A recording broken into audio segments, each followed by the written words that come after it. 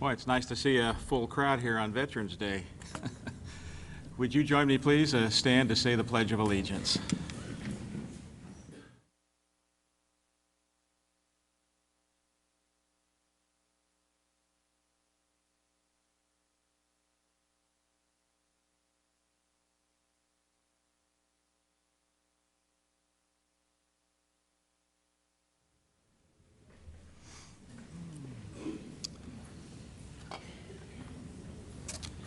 Tonight we have some special recognitions. The Board of Education is recommending an outstanding group of Parkway employees who have served our country in the military, also recognizing Parkway students and 2 of our national Blue Ribbon schools that just got back from Washington where they were honored. We're also honoring 50 students tonight who have demonstrated outstanding academic achievement in the National Merit Scholarship Program. It's just phenomenal and fantastic. And in addition to them, 2 more students from the STARS program. So a wonderful night to recognize so many of these students and their parents. But first, I'd like to introduce Paul Tandy. He's our Chief Communications Officer. He will introduce Parkway employees who have served in the military. Paul served 22 years in the Army himself, both on active duty and in the reserve components. He has been deployed overseas 3 times, most recently to Baghdad, Iraq, in support of Operation Iraqi Freedom, where he was awarded the Bronze Star Medal. Mr. Tandy retired from military service in 2008 at the rank of Lieutenant Colonel. Paul, we thank you for your service and ask you to come to the podium.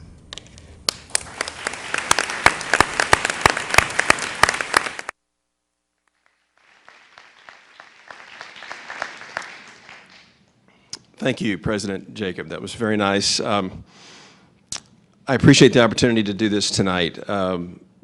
As I know a lot of you did, we went around today to a lot of the ceremonies at our schools. And if you've been on our Facebook page, if you haven't, you ought to go and see some of the pictures and videos that have been submitted. They're just fantastic. They've been such heartwarming activities, and I encourage you to do that. That we have a number of employees in Parkway who have served in the armed forces.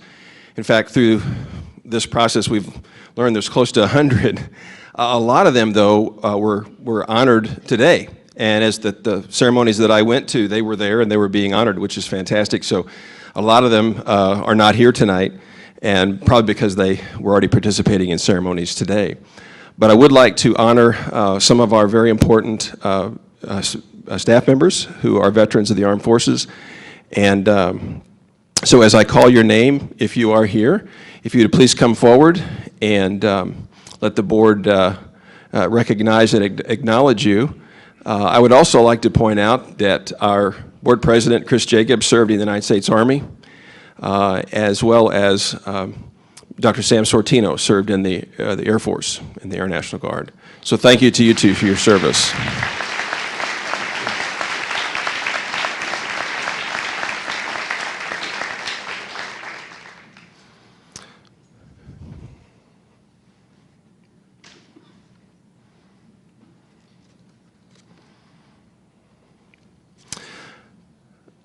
The first person I'd like to call is from Mason Ridge, and it's Randy Fant, and Randy has served in the United States Army. Randy.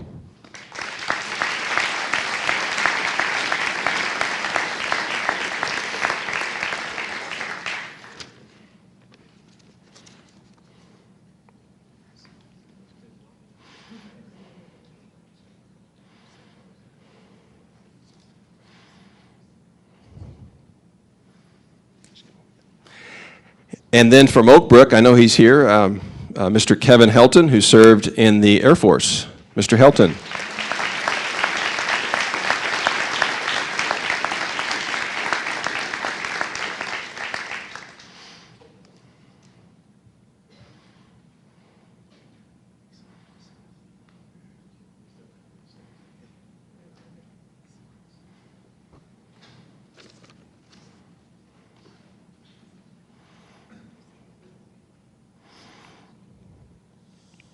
And I'm not sure if this person made it or not. Jeff Lakava from Piermont. Joe, is Jeff here? All right. Here we go.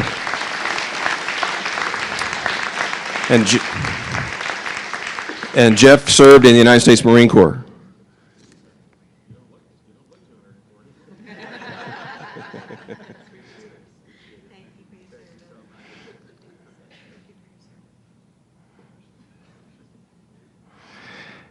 And from our transportation department, Bill Goodbread.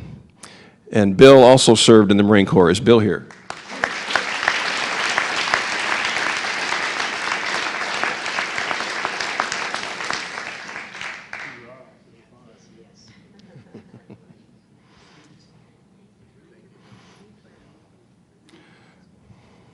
Bill served in 1967-8, around the Vietnam era.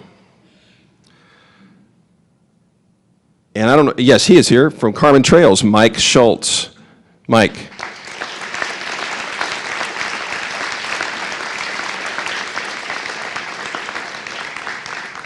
And Mike served in the Navy.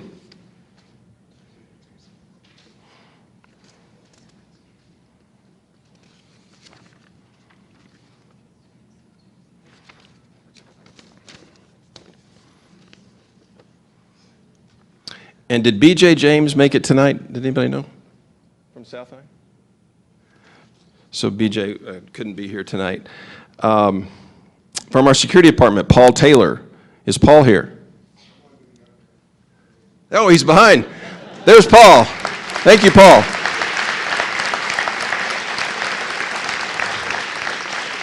Paul also served in the Marine Corps. We've got several Marines here tonight. Hoorah. And I don't know if he made it or not, Tim Avon, who's a CAD technician. Is Tim here? All right, Tim, come on up.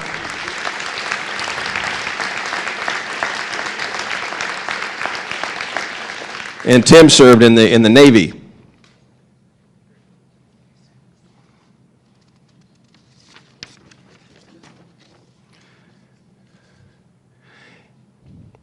So is there anyone else here tonight that I missed that may have come in that we've missed recognizing? Anyone else on the staff? We got one? Come forward, sir. Your name, sir. Lewis Connolly. Lewis Connolly. I was in the National Guard and Army Reserve. Awesome. Thank you, Lewis.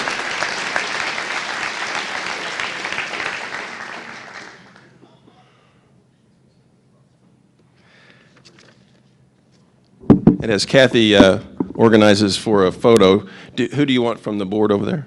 Well, probably we should have our veterans and you. Okay. Well, I've still got some remarks, so you go ahead.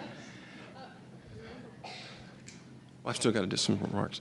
So as we close for the photo, as I encouraged, I was talking to the students at one of the schools today, and I was just encouraging them to take some time, maybe over Thanksgiving when you get together as a family, and instead of sitting there and staring at your phone and your iPad or whatever, to actually maybe engage in a conversation with a family member who might be a veteran and just sort of ask them to tell you about their service, because each one standing here, I guarantee you, has some very, very interesting stories, and they tend to serve at times that are very historical points in our country's history, and they have some very fascinating things to say.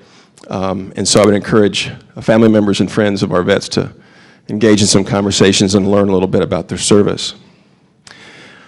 So we thank you all for our veterans, and right now I would like to turn it over, so pleased to have from our very own North High School, Brian Reeves has brought us a group of students, and I don't know in what order, but we have Katie Horstman, Sarah Koo, Leo Diamant, Lizzie Matulski, Sammy Elfenbaum, Dana Randolph, and Josh Zimmerman, and they're going to sing the national anthem. If I could get everyone to please stand, please.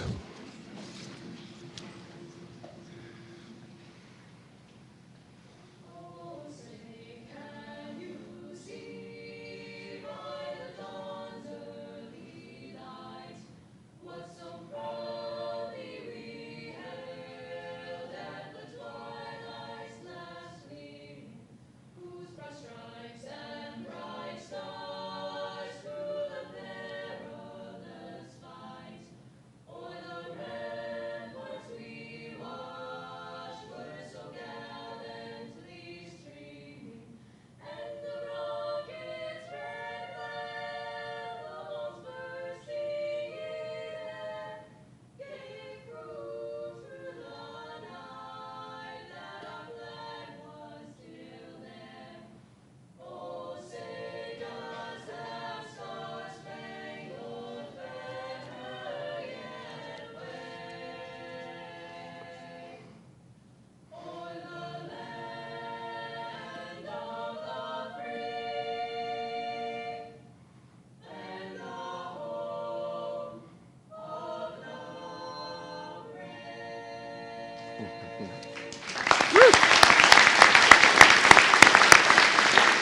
Thank you. Thank you so much. That was outstanding. Thank you, and thank you to Mr. Reeves for bringing the group tonight. We really appreciate that. And with that, I'll turn it over to Dr. Marty.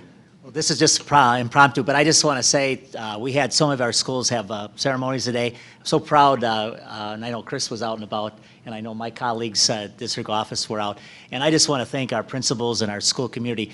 I was at schools today that has as many as 50 to 60 veterans, grandparents and parents and community members, and I was touched, and it was just a glorious day to recognize our veterans in our community. So it's been fun tonight at the board meeting to recognize, but it's been going on all day long and for a couple days, and I think it'll continue this week. So thank you, Parkway and Parkway staff members and administrators.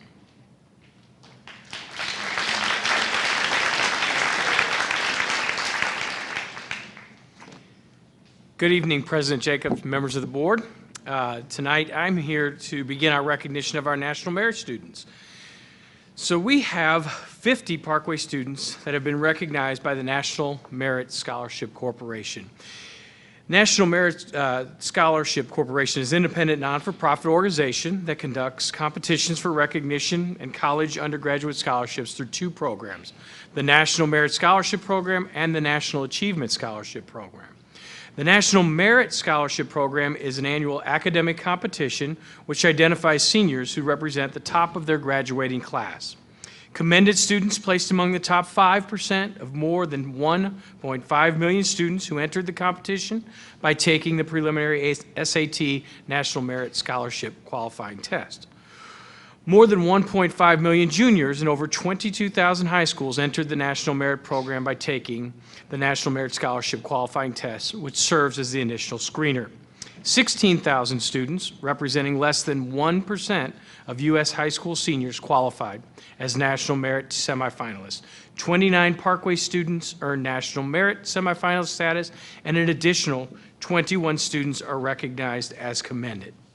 National Merit semifinalists will have an opportunity to qualify for nearly 8,300 Merit Scholarship Awards worth $32 million that will be offered next spring. Some students were unable to join us this evening for the recognition, but we will still announce their names. Now, please welcome Tim McCarthy, principal at Central High, who will recognize and announce his students. Tim.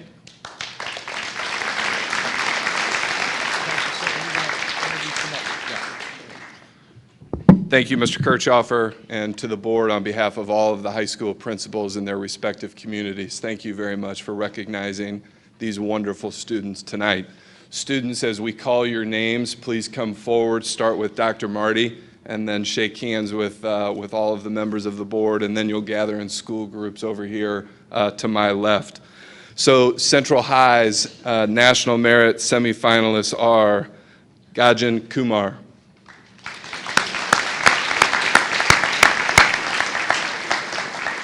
Sharanya Kumar,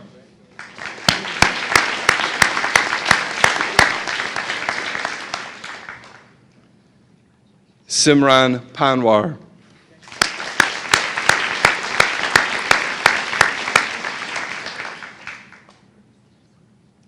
Eleni Schmidt,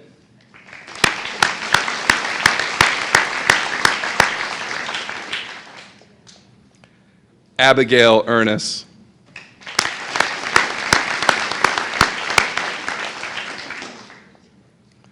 Naomi Ernest,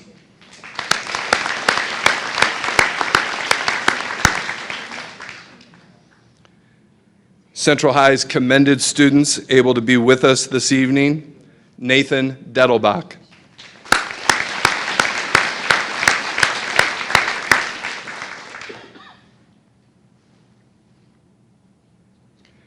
Samuel Schaefer,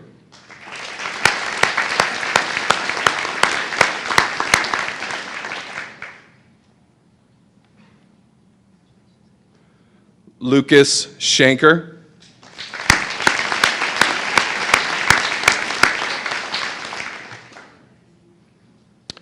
Jessica Volpe,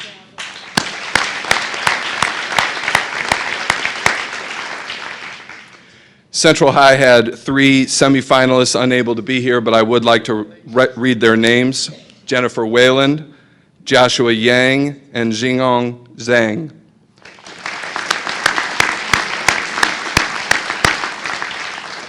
In addition, we had 2 commended students unable to join us this evening, Christopher Gu and Bobby Throckmorton. And it's my pleasure to introduce Dr. Jenny Markwart from Parkway North.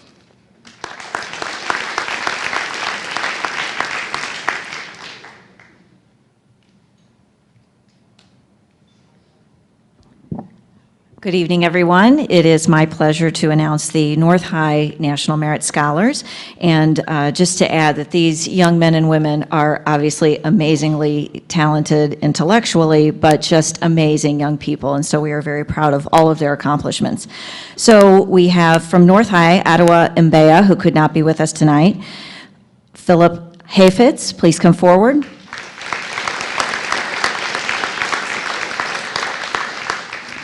Justin Cammey, I don't believe could be here tonight, but please congratulate Justin Cammey. Noah Hartman.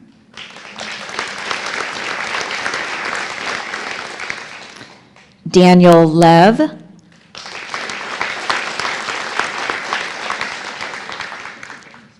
And Emily Schaff.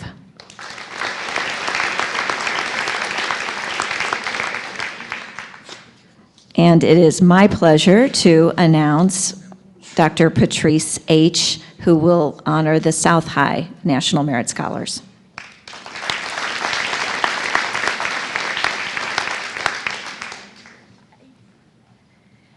Okay, it is with patriot pride that I present the students from South High. Starting off with our South High commended students. Karis Chapman is not here, but we'll give her a hand anyway. Caitlin Klopfer.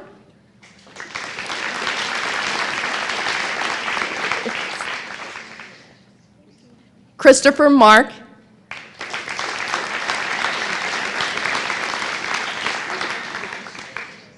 Ishka Zaman.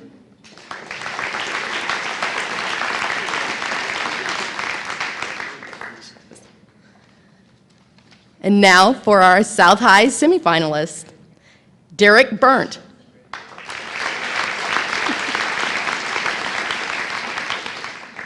Shane Blair.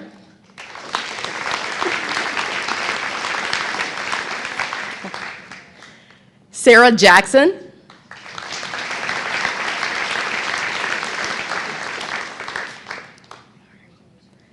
Alexander Kloppenberg.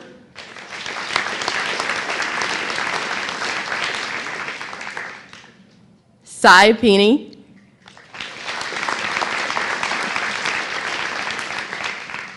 Kevin Sitzer.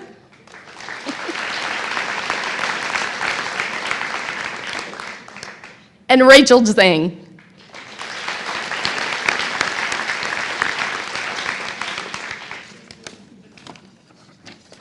And now I'd like to welcome Kate Piffle to the podium from West High School.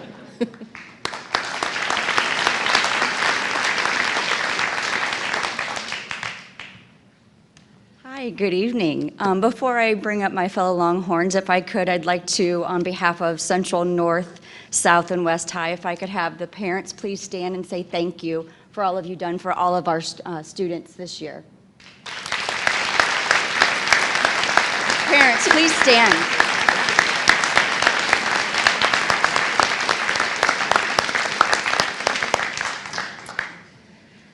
Okay, our West High commended students, Shannon Anderson.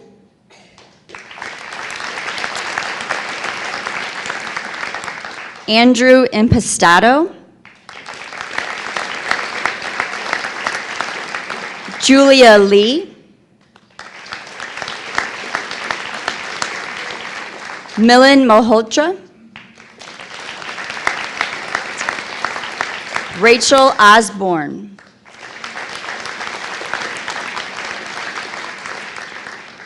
Kristen Peterson. Rebecca Sue.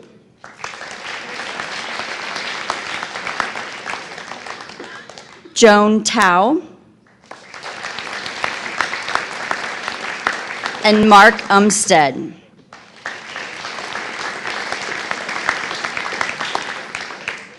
And our West High semifinalists, Jordan Beveridge, Anthony Carroll, Crystal Liu,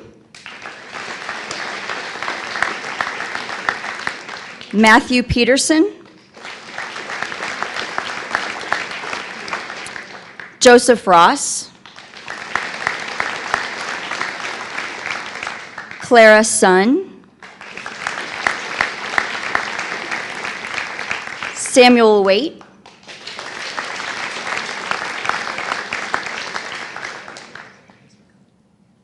Helen Wodilo,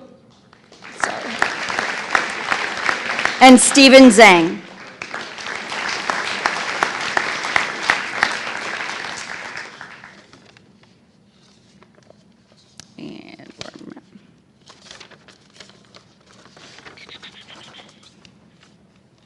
And I think that's it. Thank you.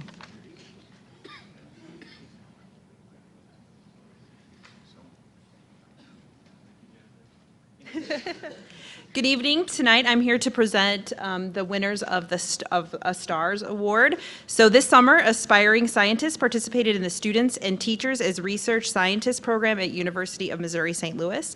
For 6 weeks, these students partnered with St. Louis area professors and professionals to conduct intensive research, which culminated in a technical report. These reports were reviewed, and those that exemplified difficulty and complexity in research, appropriateness of research methodology, and quality of writings, findings, and overall quality of the research process were recognized as winners of the LMI Aerospace Award for Excellence in Research. We had 2 Parkway students this year who achieved this award. So first, we have Sai Peony from South High. You can come on up.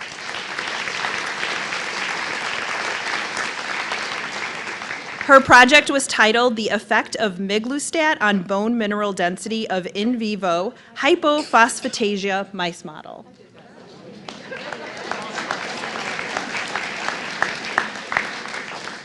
And then we have Melanie Young from West High.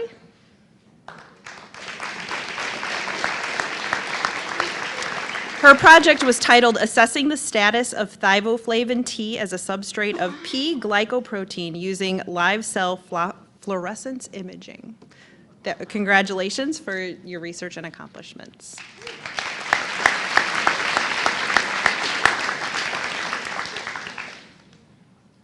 And Lisa Meredith, one of our assistant superintendents, who makes presentations for our newest Blue Ribbon schools. Just back from Washington, D.C. Just back last night. Thank you very much. It is my honor to be here to help celebrate 2 of our schools. McKelvey Elementary and Parkway West Middle are recipients of the coveted National Blue Ribbon Schools Award presented by the U.S. Department of Education. Parkway now has 17 Blue Ribbon schools. Earlier this week, I agree. Earlier this week, I had the privilege of joining Kim Cohen, principal of McKelvey, and Annie Miller, West Middle principal, at the recognition luncheon in Washington, D.C. to accept the Blue Ribbon honor. While there, we were inspired by the incoming Secretary of Education, Dr. Jim King, as well as the National Teacher of the Year, Shanna Peoples. Shanna's talk, she addressed the F word that impacts education, and it was fear. And by the end, she talked about how we needed to turn fear into faith and believe in our students, believe in our teachers, believe in our systems. And I would say McKelvey and West Middle are examples of 2 schools who are not fearful, but they do have faith in the educational system and in reaching all. When announcing the award recipients in September, U.S. Secretary of Education Arne Duncan said, "This honor recognizes your students' accomplishments and the hard work and dedication that went into their success.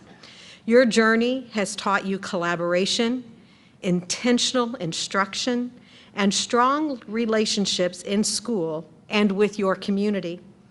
You represent excellence in vision, in implementation, and in results. and we want to learn as much as we can from you. This week, the department honored 285 public and 50 private schools at a recognition ceremony in Washington, D.C. It is the 33rd year history of the National Blue Ribbon Schools program. The National Blue Ribbon Schools program honors public and private elementary, middle, and high schools where students either achieve very high learning standards or are making notable improvements in closing the achievement gap. The award plaque affirms the hard work of students, educators, families, and communities in creating safe and welcoming schools where students master challenging content. The award flag gracing a school's building is a widely recognized symbol of exemplary teaching and learning. I would now like to introduce Parkway graduate, Parkway Hall of Fame member, and Senator Jill Shoup, who has a couple of words to say. Thank you. Mr. President, members of the board, Dr. Marty, it is such an honor to be here on such a joyous night in the district. You know, it's raining outside, but you would never know that inside here with all the excitement and the warmth. So I'm here tonight to also congratulate all the students and their parents who have won those National Merit Awards tonight, but additionally to say congratulations on these Blue Ribbon School Awards.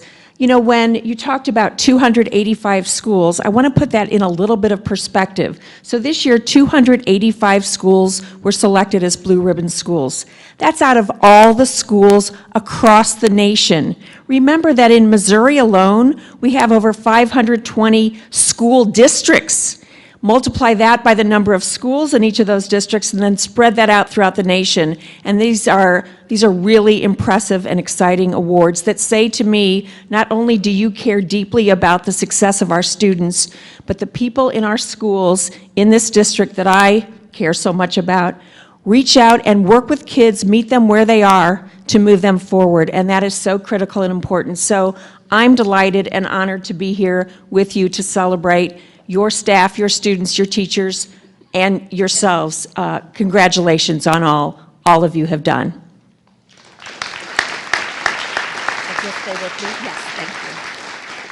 So in Missouri, we had 10 schools honored this year. 8 were from the St. Louis area, and of those 8, 2 were from Parkway.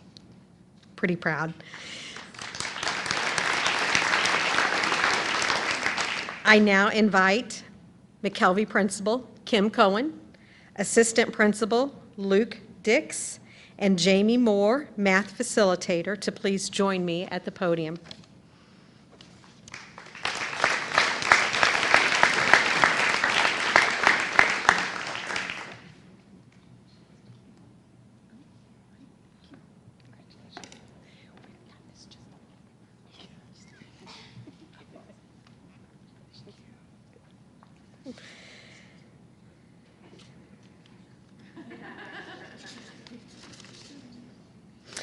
These schools that are recognized go through a rigorous and laborious application process that requires many hands on deck. So many thanks to these fine folks who helped work on the application process for McKelvey. We would like to acknowledge all the others at the McKelvey staff who also gave input. Are there other McKelvey staff members here? We'd like to stand up. Thank you, you're part of it.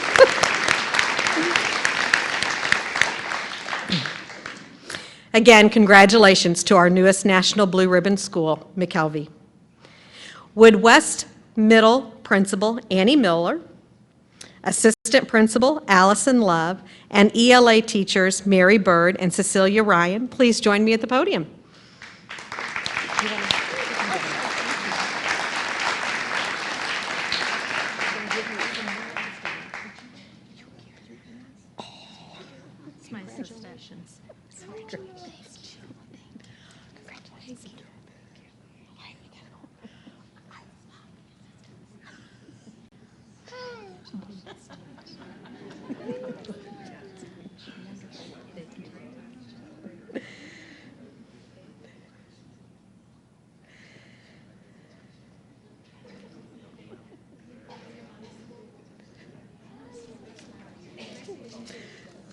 Are there other West Middle staff members here? Okay. We appreciate all that all of the staff members, students, and families do at these two schools. Congratulations, West Middle. We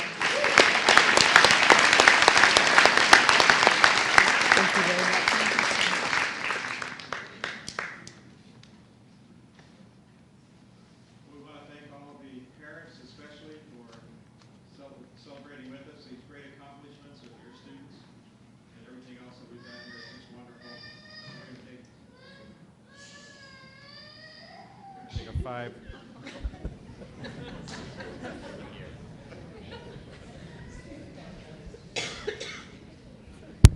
Okay. Well, I think you can hear me. Oh, the people at home can't. So we want to thank everybody, especially the students and all of the efforts that went into these celebrations tonight. We appreciate the special dignitaries that have been here, and we'd like to recognize Sue Allen also, who's here tonight celebrating this with us too. She's one of our state representatives.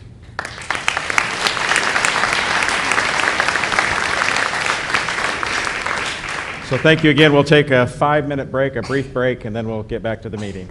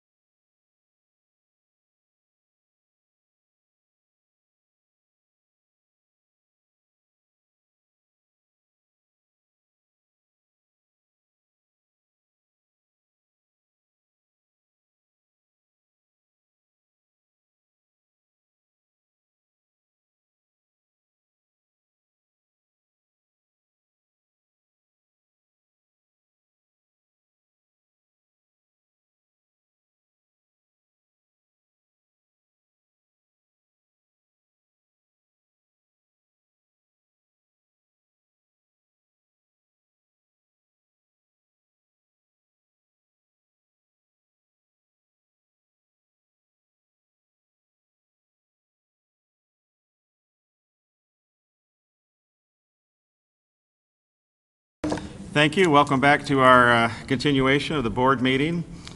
Let me just say first, 6.0, there's some additions, corrections, and modifications. The addition to the agenda of item 11.20, approval of request for professional services, Kagan Coaching. So that'll be in the consent items. And I'd also like to mention here that we are moving, we have some of our students that are going to participate with us tonight, and so we're going to move work session 15.01 to where 14 is, so that we can get those students in that and not keep them here way past their bedtime. So just Chris, can we move them before the consent agenda? Would you like to move them now?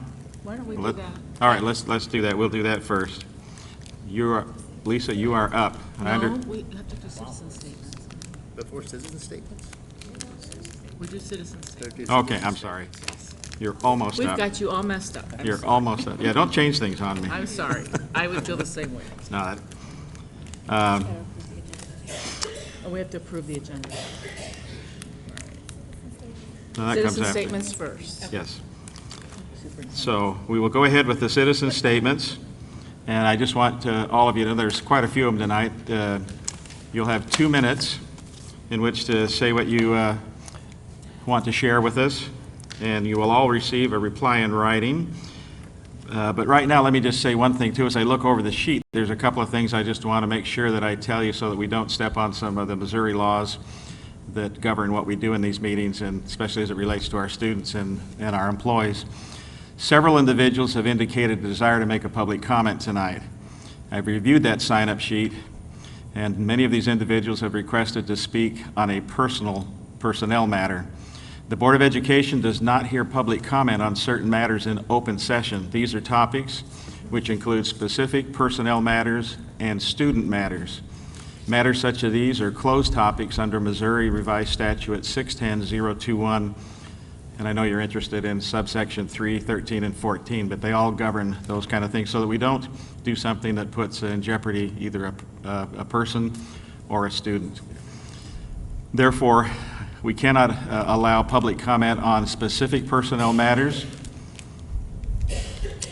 in open session tonight. If you want to speak on a topic, if the individuals who want to speak on this topic wish, you may submit your comments in writing to the board.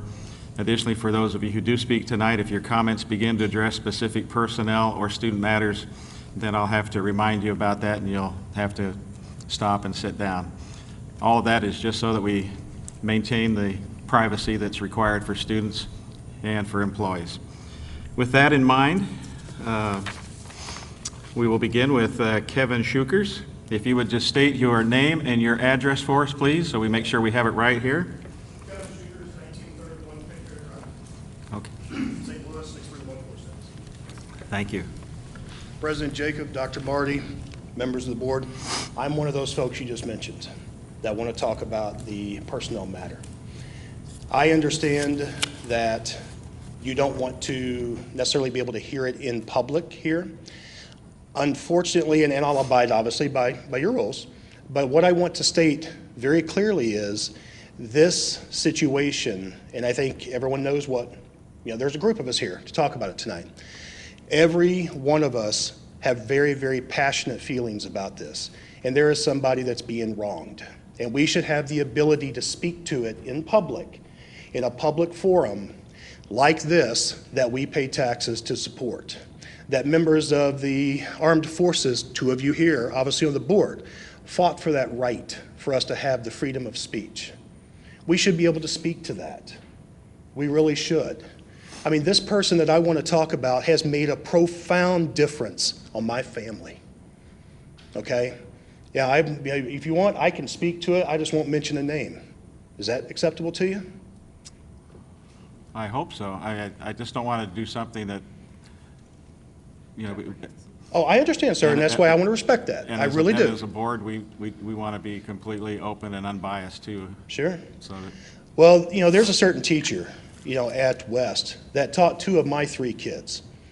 And that teacher made a profound difference on my kid's life, particularly my 21-year-old.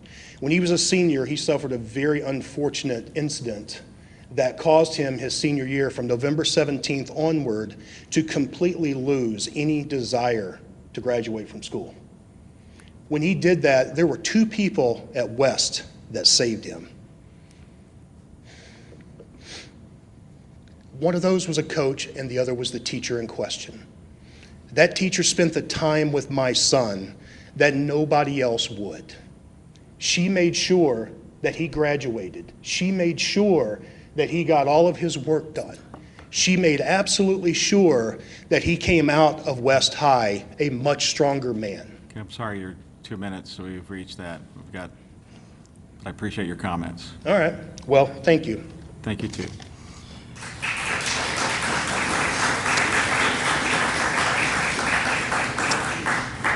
And help me out, too, if you would refrain from clapping. That helps us get along a little quicker so that we can get to what we want to do with the students, too. Mickey Walkner.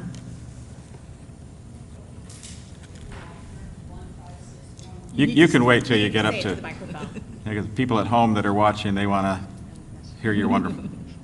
I'm Mickey Walkner. I'm 15611 Parasol Drive, and I'm a lifelong Parkway person. I graduated from Parkway North after going to Craig School, Weber School, Parkway East, and now I am the parent of a 7th grade student at Parkway West Middle School. Parkway taught me to respect people with different abilities, beliefs, and means. These differences should not separate us, but instead give us a starting point from which we can begin our education, explore various perspectives, and decide what we each feel is right. Instead of being afraid of differences or rejecting people that are different, let us learn about them, people first, not the label. Let's have an inclusive education in Parkway. Let us explore what makes us unique. Differences can be challenging unless understood or at least examined. Our students are capable of understanding differences if we give them a chance. This is how my husband and I have always raised our child. We are all different from each other in some way. This entire idea, always a passion and always a belief, truly hit home for us in May. Our child, who we always believed to be our daughter, let us know that he is in fact our son. He is the same person he was prior to May. He just let us in on the gender to which he identifies. We have had mostly positive experiences from the Parkway community. Our son has lots of friends. We have been told by parents and students that they support our child, even though they don't truly understand the many issues related to being transgender. Parents have told us they want their children's questions answered, but they don't have the answers themselves. They want this in the curriculum taught in schools. We want this in that curriculum. Your students want to be educated. Schools should be a place where students can ask questions and have them answered. And let's be practical. Your educators, your teachers, staff, and administrators are required by law to recognize children who are transgender by the gender to which they identify. 2 minutes. Thank you very much. If I may conclude, please. You don't tie the hands of your educators. They need to be able to answer the questions for all of their students. Transgender kids and all of the health curriculum needs to be included. There's lots of different kinds of kids in Parkway, and let's recognize them. Thank you. Thank you. You will receive a response in writing. Kristen Wilson.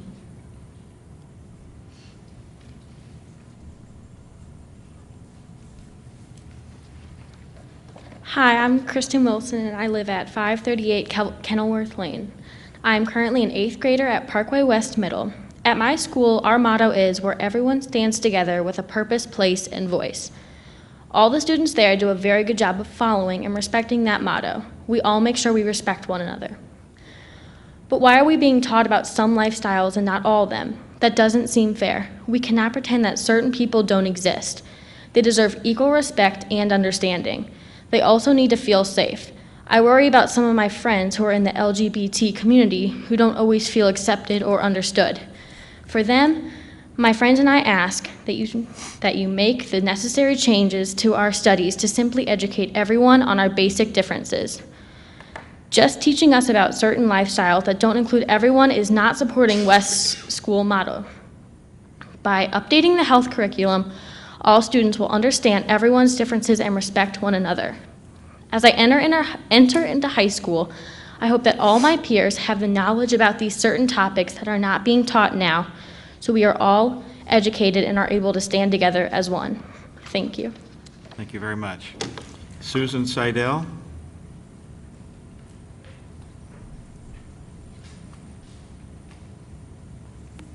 My name is Susie Seidel. My address is 614 Kenilworth Lane. I'm in 8th grade at Parkway West Middle School. Last month, I showed interest in my parents attending this school board meeting regarding curriculum change. When they told me a student spoke, I was eager to speak as well, wanting to share my view as a Parkway student and friend in the LGBT community.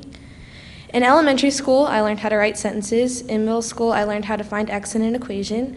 These are things that I have grown up with and now can complete without even thinking too hard. This doesn't mean I like solving math problems or writing for long periods of time, but it's just something I need to know in life. What we learn in school benefits us forever. Therefore, I believe education in LGBT is very important. Whether we like it or not, this matter is part of our presence and will be part of our futures. Growing up, learning the aspects of LGBT would provide a common knowledge for students, and every student would be on the same page. This would prevent bullying, offensive comments, and students would learn this information from a trusted source, their teachers, rather than from a stranger, the internet, etc. LGBT education is just one of those things where not everyone is going to agree, but everyone has a right to be informed. Education is the key to a friendly and prospering community. Thank you. Thank you very much. Jennifer Connor.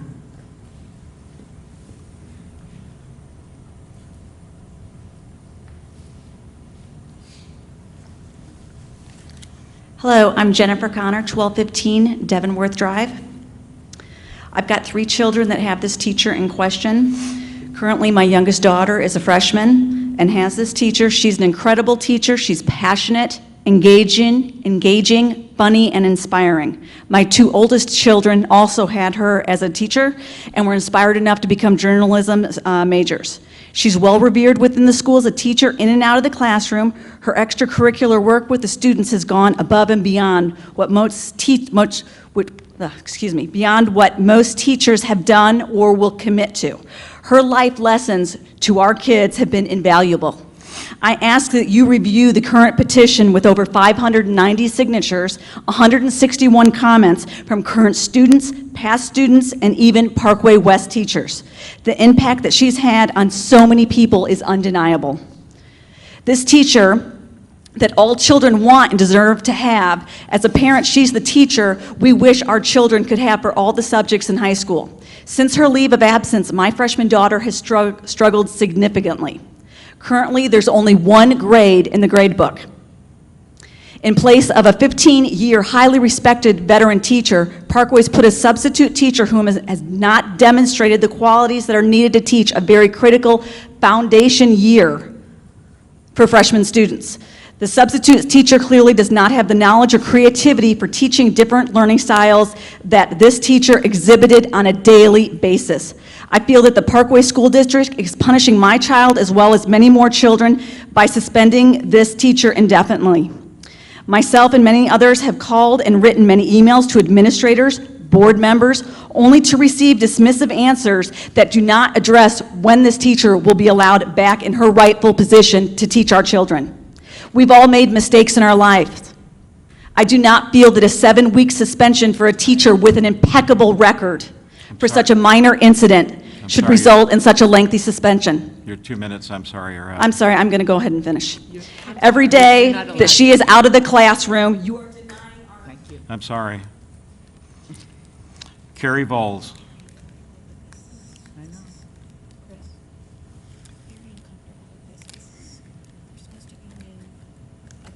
I know. Hi, I'm Carrie Voles, 2250 Village Green Parkway. I'm here today in the hopes that you will consider what I have to say when you vote to pass the new health curriculum to include all student needs, but more specifically, those in the LGBTQ student body. I want you to understand that insofar as I know as of today anyway, my children are not LGBTQ. So you would think that whether or not you pass the curriculum to include these youth is neither here nor there as far as I would be concerned, but you couldn't be further from the truth. Because my children have friends that identify as LGBTQ, and for all I know, so do one or both of my children, but they just haven't come to a point in their life where they're ready to disclose that information to us. So I need to know that Parkway is making sure that all children, regardless as to whether or not they openly discuss how they identify, get accurate, medically correct information regarding all aspects of human health and safety. I believe that when we know better, it is incumbent upon us to do better. We know that students in the LGBTQ Parkway community have expressed a need for comprehensive information regarding their health. We know that including this information in our health program is critical to getting these students the accurate information that to date has been non-existent. We know that the medical community widely recognizes that there are negative health outcomes for LGBTQ individuals due to the stress that results from a lack of understanding by their peers. So we must not only provide comprehensive health education information to the LGBTQ youth, but also to the rest of their peers to create an environment where there is understanding and clarity. It's time to do something. We know by our own personal experiences that information is a powerful thing. Let's give all of our students the tools and education they need to be healthy, knowledgeable, and most importantly, safe as they move out into the world. Please vote yes in March to include the Parkway LGBTQ community in our health curriculum here in Parkway. Now that we all know better, please do better for our community. Thank you. Thank you. Michelle Butler. Okay, thank you. Carol Green. Okay, thank you very much. Lewis Conley.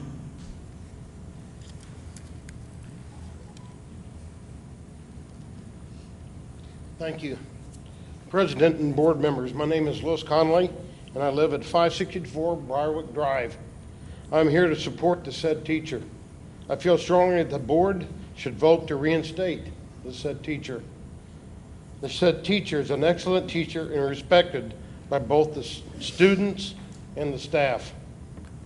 The said teacher's absence has been greatly missed by all of her students. Sincerely, Lewis Conley. Thank you, Mr. Conley. Lisa Stevens.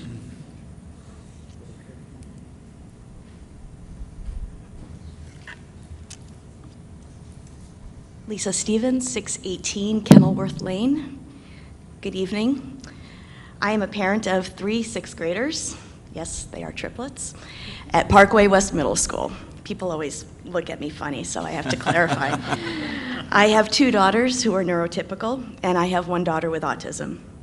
When we moved to St. Louis from Los Angeles 10 years ago, I researched school districts thoroughly, and we purposefully bought a house in the Parkway School District because we knew it would meet the needs of all our daughters.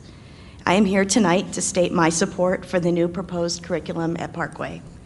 I say this as a parent of a child who has benefited tremendously from an environment within Parkway schools that nurtures every student, that values everyone's differences, and it includes all. By nature of being human, we may tend to fear what we don't understand. We may fear something or someone. We may exclude them, bully them, or disrespect them because of misinformation and misunderstanding.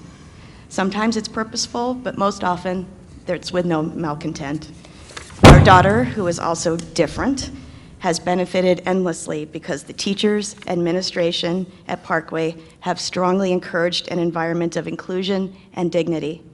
This filters down, and we see it demonstrated daily by the attitude and behavior of Parkway students.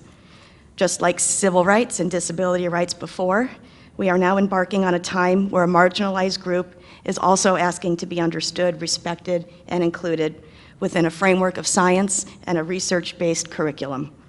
I feel the school district never loses when this happens. It creates the ultimate environment for learning, and that is what Parkway is known for time and time again. Creating spaces for all our children to learn and to be prepared for a world in which they enter, a world that is constantly changing and constantly evolving. I sincerely hope that the board will pass this curriculum, and thank you for taking the time to listen to me tonight, and thank you for all the work you do on behalf of all our amazing students. Thank you. Frank Pellegrino.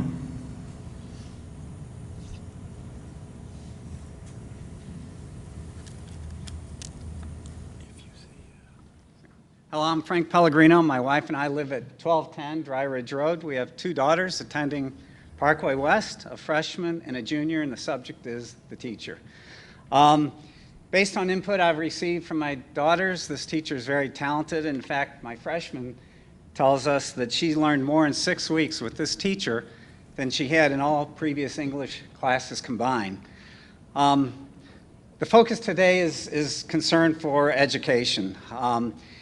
Obviously, a substitute can't fill the shoes of a professional like this teacher, but my daughter becomes more frustrated and confused by the day.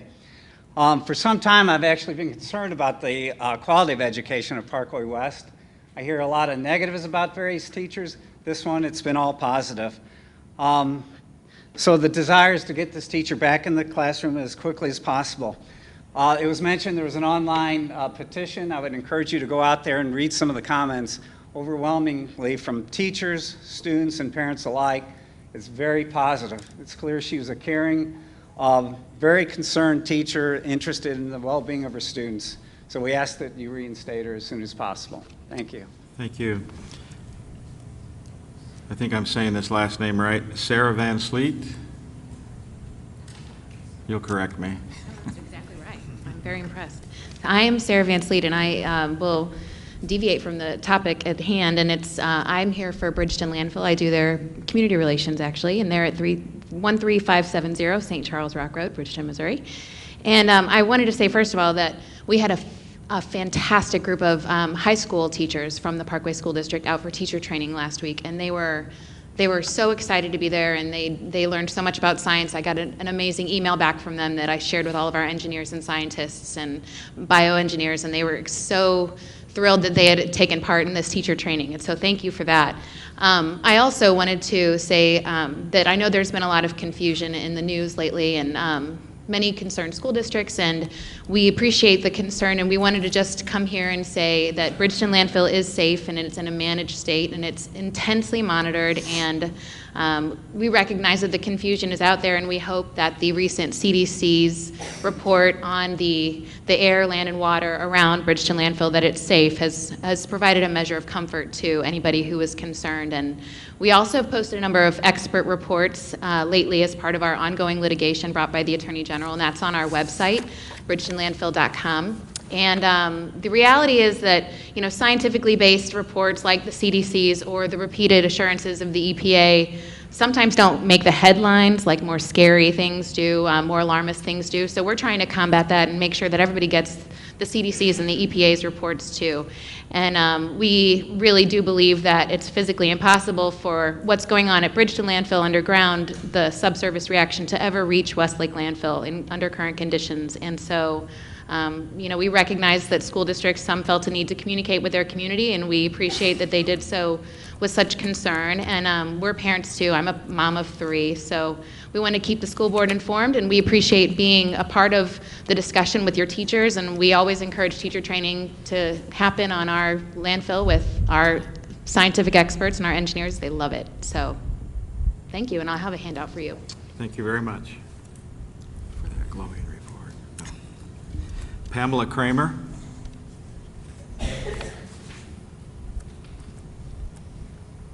Hello, my address is 343 Baxter Road.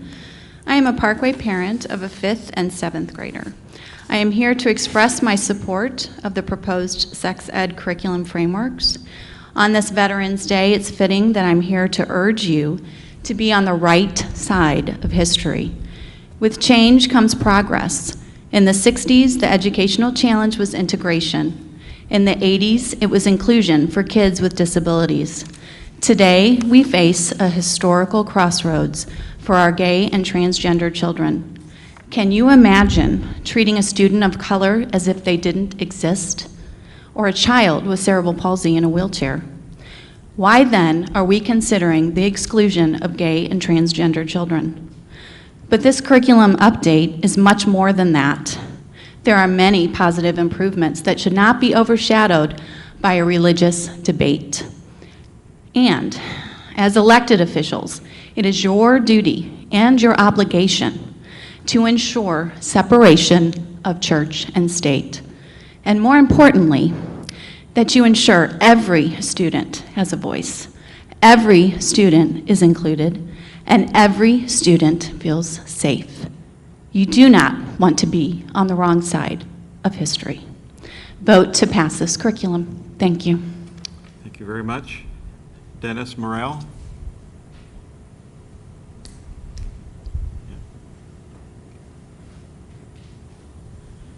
I'm Dennis Morrell, 1276 Arbor Bluff Circle, Baldwin, Missouri, 63021.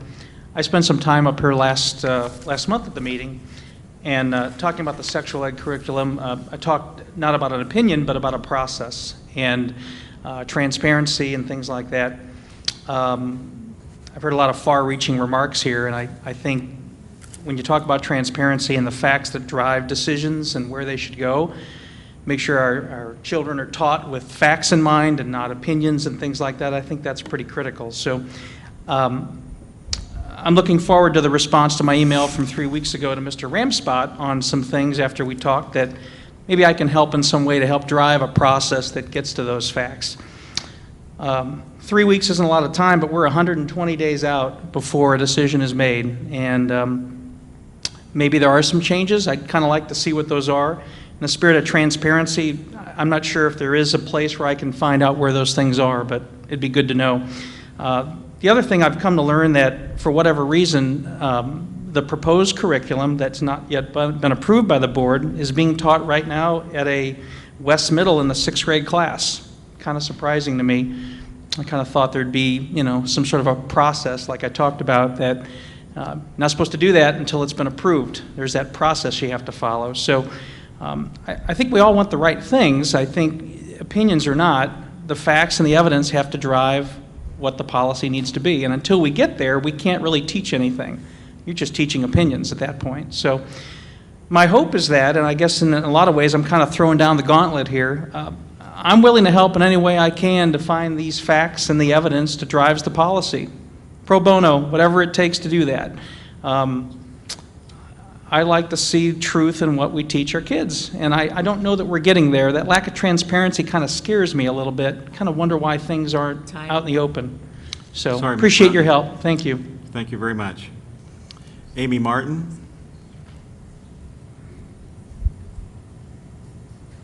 She must have submitted hers in writing. All right. That's the one, yeah. John Williams?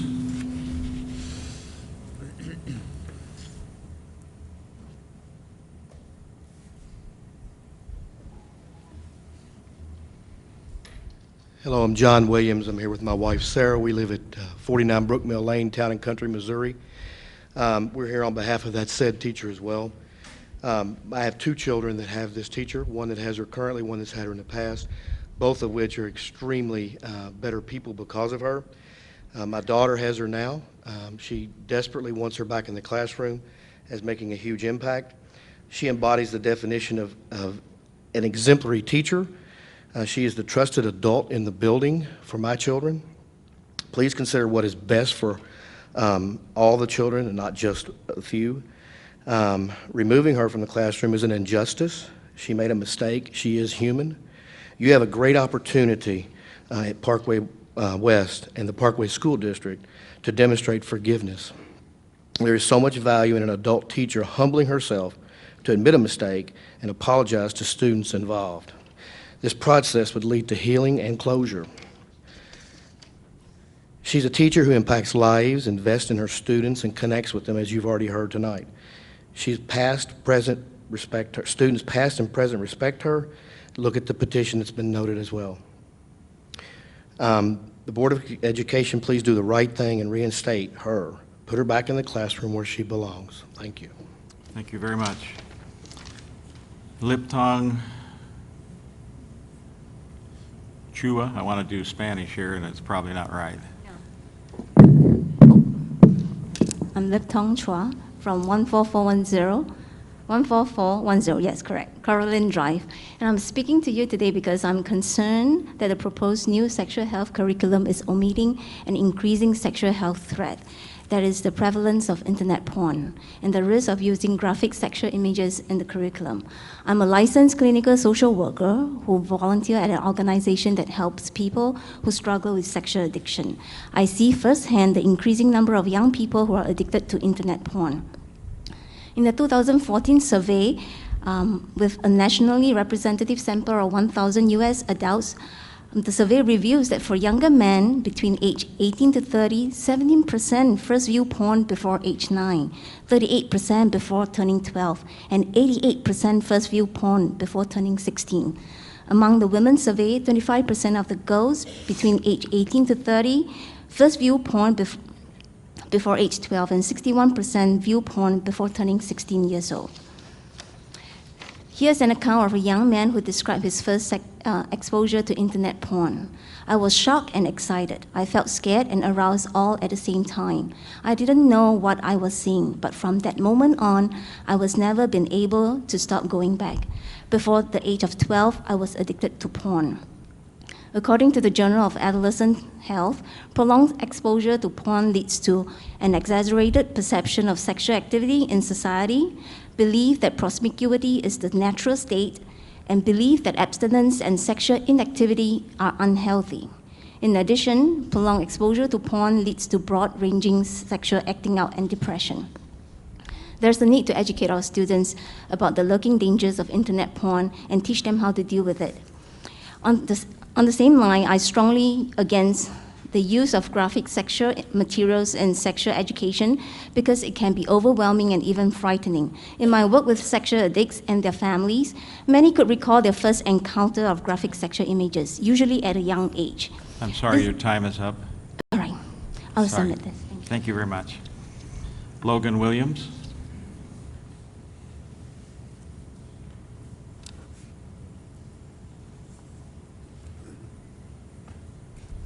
I'm Logan Williams. I live at 49 Brookmill Lane, Town and Country, Missouri. In fact, my father was just a second ago.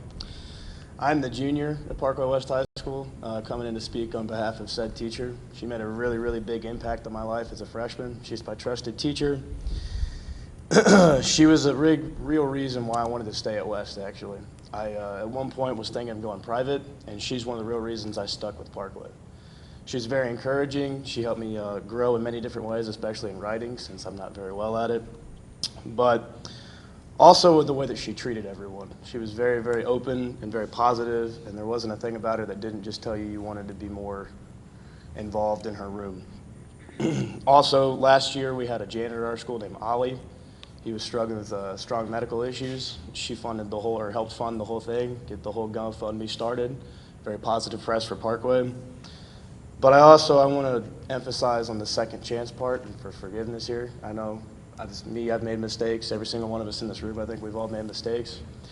I'm not saying I agree with what she did, but I would like to think that maybe we could give her a second chance in today's world, because I think if you just terminate her employment, I don't see how that relates to the real world and what that teaches me as a student, because if I'm an employee at some place, I cannot just go get my boss fired for something that was said. So I'm here just for hopefully a positive lesson. Thank you. Thank you very much. Carolyn Williams.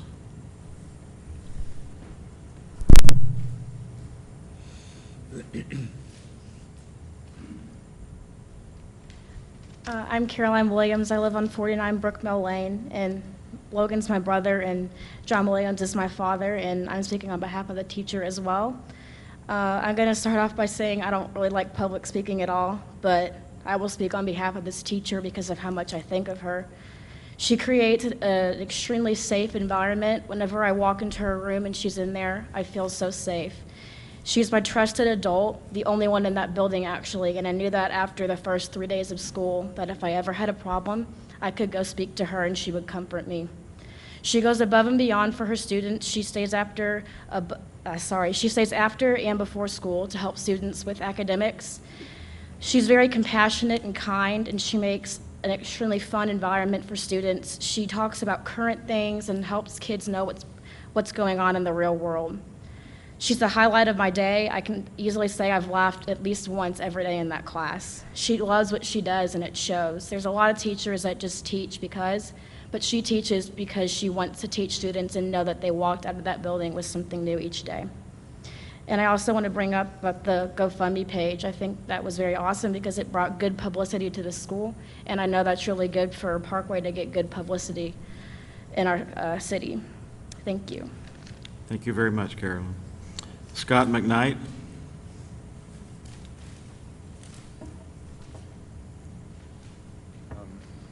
I'm Scott McKnight. I live at 1617 Foxley Court South. I'm speaking to you today in support of the teacher in suspension. I'm actually in the class that this all went down and know both of the kids personally involved. Although I feel that poor judgment was used, I don't believe a valued teacher like this teacher should lose her career over it.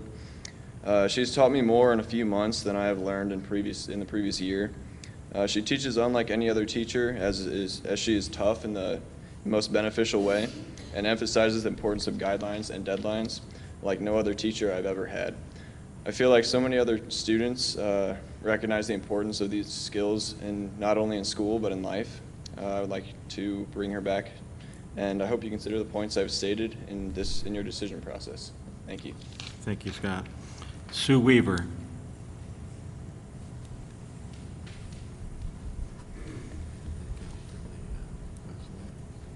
I live at 417 Claymont Drive. Last time I was here, I talked on the priorities and how Parkway needs to reevaluate our priorities so as to not elevate any children to be more special than any other children. In order to feed that beast that we've created, we now have literally redefined the term bully to include any time a child feels bad due to another child's behavior. Instantly, one child becomes a victim and the other becomes known as a bully. We need to re-examine the definition of a few words. Rude, inadvertently saying or doing something that hurts someone else. Mean is purposefully saying or doing something to hurt someone else, once or maybe twice. Bullying is intentionally aggressive behavior repeated over time that involves an imbalance of power. I think we can all agree the term rude sums up the behavior of a lot of teens. Mean, purposely doing something once or twice, fits a great deal of the behavior we see in middle school and high schools. But I think we need to reserve the term bully for when it really applies. As a mom of a child with a learning disability who has been bullied, who is different than other kids, and I have spent much of my time trying to help her help her understand that she is different, I do not want her to feel like a victim. I can tell you that most often the bully is a child who's trying to find their way in the world and not some big mean bully, not even really a problem child. Rather, this is a kid who's looking for guidance and trying to find his or her way and trying to figure out where they fit into the hierarchy of middle school. Following an incident, or when she comes home feeling teased or left out, I so often have conversations with my daughter in which I teach her that kids are all learning strategies for how to cope with this world. Some kids learn great strategies early in life. Some kids need to be taught lessons several times. Rarely do I think a situation with my daughter was a time that needed disciplinary action by the school. These are teaching moments for parents and are really a golden opportunity to teach your children that life is 10% what comes your way and 90% what you do with it. For those of you who haven't seen it, this is what's posted on the side outside West Middle right now. I feel those words have great relevancy in this conversation. I know the greatest percentage of students in Parkway to not be biased, not be bullies, but to be warm, caring, accepting, and welcoming. Are they perfect? No. Many are rude, and a few might even be mean. Sorry, But those are your teachable time is teens up. and behaviors that we do not and we do not need to have a health curriculum overcalled so we can overcome those so-called biases and so-called bullies. Thank you, too. We appreciate all the comments made tonight, and as a board, we're trying to do things in a way that meets with the laws so that we can treat everybody fair and that we don't do something that would cause a greater problem. So thank you very much for your comments. You will receive a response in writing, and again, we appreciate the interest in Parkway. Thank you. At this point, Liz, we are going to move to... We need to approve the agenda. Okay, and then we'll do that. Can I have a motion and a second to approve the agenda for the regular meeting of the Board of Education scheduled for Wednesday, November 11th, 2015? So moved. Second. All in favor? Aye. Motion carries 7-0. Resolutions, there are none. At this point, we're going to move to you, Liz. Lisa. Liz is that other energetic one.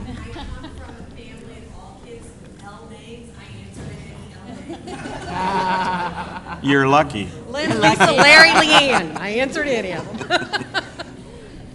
Thank you, Lisa. Huh? How about that?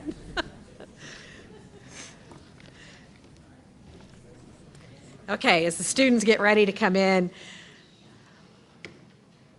President Jacob, Vice President Mogerman, members of the board, Dr. Marty, Ms. Stover, it is my pleasure to be here this evening to talk about Goal 2, but I'm going to do very little talking, and you are going to do very little listening because you're going to be active during this work session, and we have students here to guide you in that process.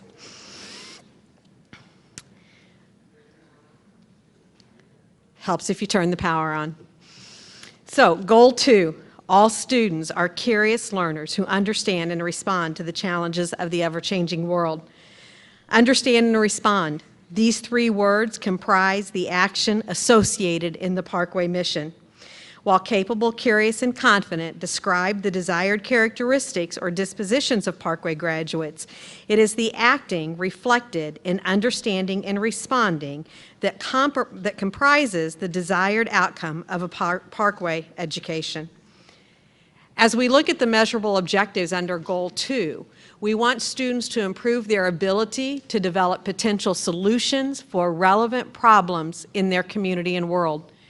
We've actually started talking about that measurable objective a little differently in that we also want students to be able to identify potential problems and seek solutions for them. And measurable objective 2 is for our students to sustain high levels of creativity and expand their capacity for divergent thinking. So, as we look at Goal 1, and next month you'll hear about Goal 3, you've heard me talk in the past how Goal 2 serves as a bridge of bringing those academic and the dispositions necessary to identify and solve problems that live in Goal 3 together. A couple of weeks ago, you received a report that highlights some of the things that are going on in relationship with Goal 2, including our new student information help desk, or help system that we're beginning to implement in the 4 high schools, our Spark expansion, the behaviors and thinking patterns of innovative behaviors, and so as we're supporting buildings as they're trying innovative techniques and strategies to help them implement their strategic plan.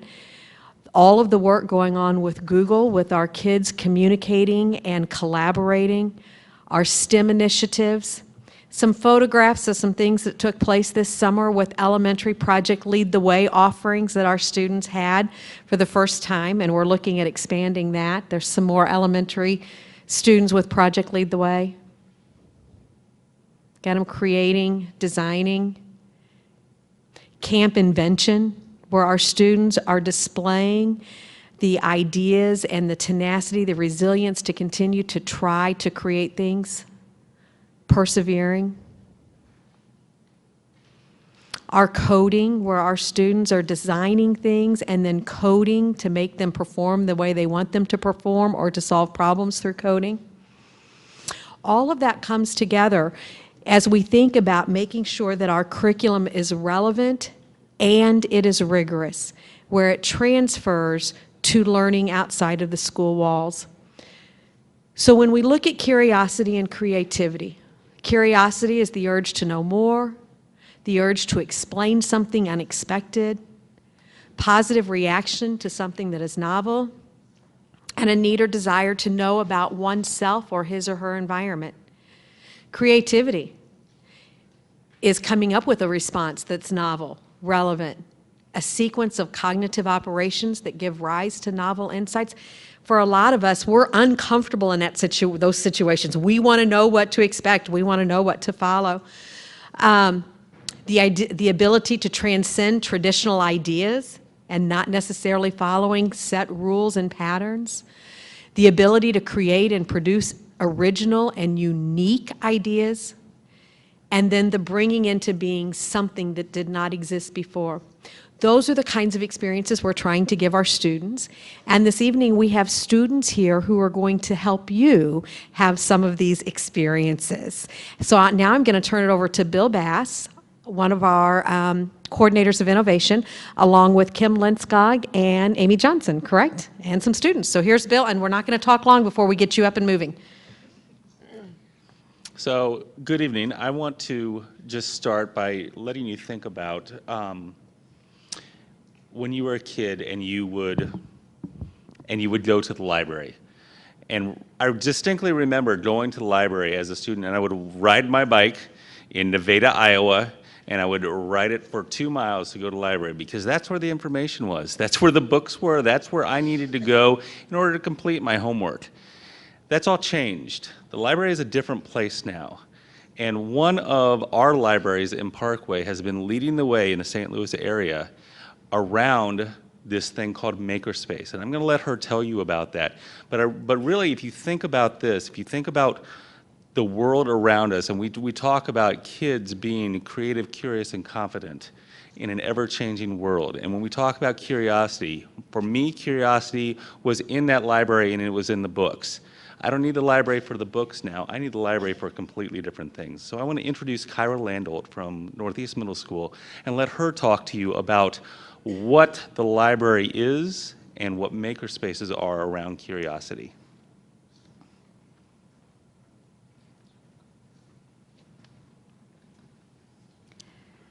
Good evening. I'm Kyra Landolt. As Bill said, I'm the Library Media Specialist at Northeast Middle. I would like to thank my administrators for sticking it out and staying here with me tonight. They're back there. And I would like to talk to you a little about Makerspace. This is a map that you see on the screen of K-12 maker culture in the metro area. So this map 1 year ago looked very different. There were probably 2 or 3 schools that had started maker spaces within the school, be it in the library or as an after-school program. It's grown a lot in the year since then, and this is really just the people that know about this map. So we know that there are lots of other maker spaces out there, even within the Parkway School District. So I'd like to talk to you a little about what is Makerspace. When we first started this, we were asked to come up with a definition. So this is the one that we settled on. A space in which students will be able to design, create, tinker, hack, collaborate, experiment, dream, and explore. Students will learn to solve problems and create solutions in both low-tech and high-tech environments. So yes, it's 3D printing, yes, it's programming, it's coding, it's all of those things that we want our students to know how to do technologically, but it's also making duct tape wallets and making paper flowers and making, just any kinds of creations that the students come up with. We did a cooking lab a few weeks ago, so we're just really into making in general. As we started the Makerspace program, we kind of ran it as a pilot last year and then kept going this year. We're finding out that we really think our definition might have been just a little off. We're finding out a lot more about what we want it to be as a whole. So here is your first activity. You've been given a piece of paper and a marker. You're welcome to use your own pen if you'd rather. I would like for you to draw a scientist.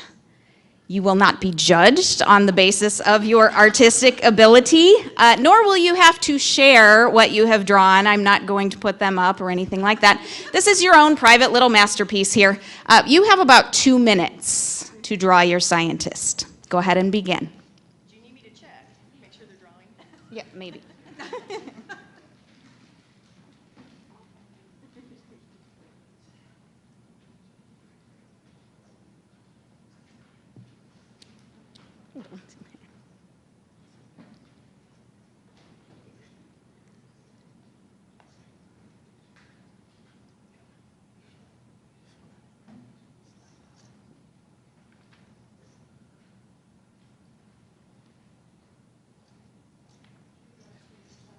Sure.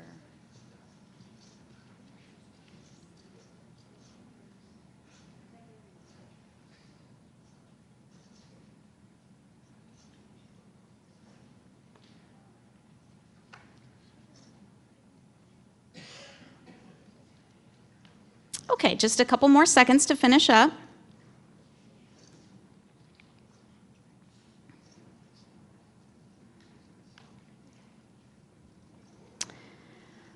All right, time is up. Pens and pencils down, please. I have a few questions to ask you. I don't need you to raise your hand. This is more of just a mental kind of question I want you to think about. I want you to think about if the person in your picture has crazy hair, like Einstein. Does the person in your picture wear glasses? Oh, there you go. All about safety in Parkway. Does your person have a tie on? Do they have a lab coat? Is the person male? Is the person white? So this is a study that was done, it's been some years ago in 1983, but when they did it with children, they noticed that this is pretty much the image that comes up of a scientist. So yours may or may not be similar to what is here. Maybe you are a real outside-the-box kind of thinker. But what we are trying to do with Makerspace is sort of go against the stereotypical science student. So we are trying to include all students of every kind, students that are interested in all different types of things. So I gave some examples a while ago. We have students that are really techie, that are interested in the 3D printing and the coding.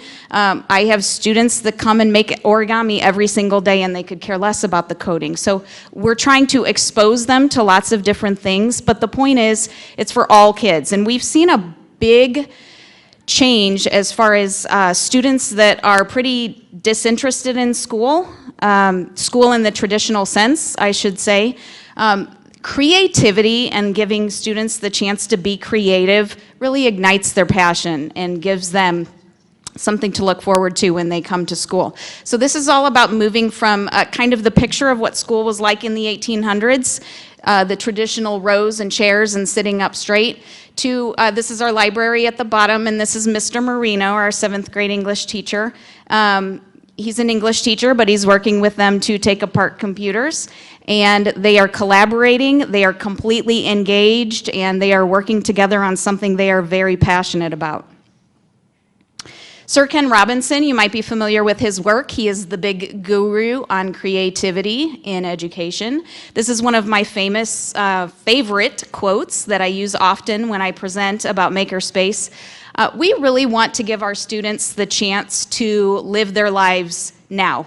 We are not teaching them at the middle school level to necessarily be successful in high school or to go out and get a good job someday. Yes, that's part of what we say we do, but they're living their lives now. We want them to have a chance to be creative now and to make a difference in the world now.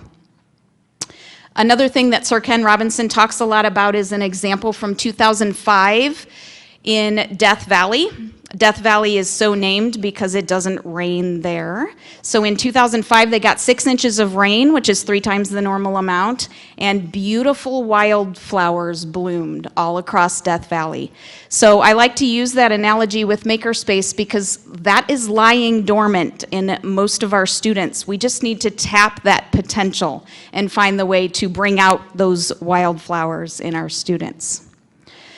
So how we do it, as librarians, we've been all kind of doing what makes sense for our particular population of students. Some of us are just doing small stations within the library. Some of us are doing an after-school program. And then eventually, kind of the end result is more curriculum integration. Connecting to our culture, we've been working a lot with Spark. Even though Spark is a program for juniors and seniors in high school, we've been taking a look at how middle school students might use that model and might use that to learn how to be creative. So we did a field trip last week, Friday, to Spark, where students did some excellent problem solving, and we had community mentors come in, and we had district level people come in and be mentors to the students.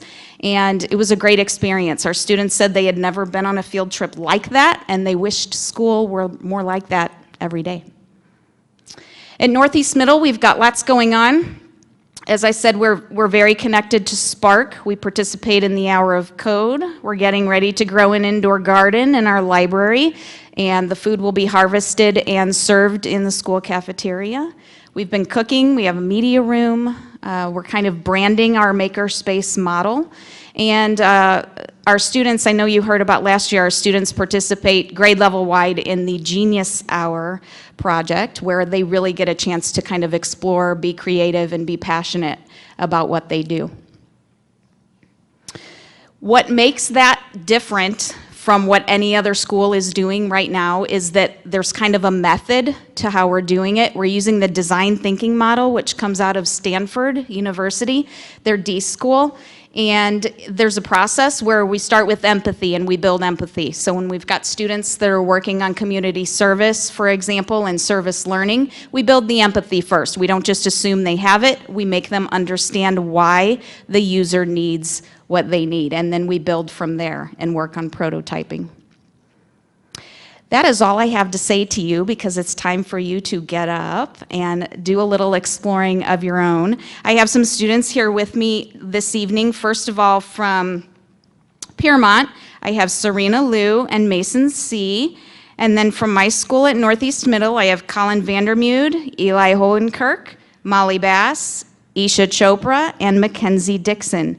They are each going to partner with you to show us something called a Sphero, which can be used two different ways. You can use it basically just as a remote control where you guide the ball around on the floor. It can also be coded, so you can code and learn lines of code to make it change colors, change directions, and do kind of a complete obstacle course. So, are you ready? All right, let's everybody stand up. We're going to find a partner and then just kind of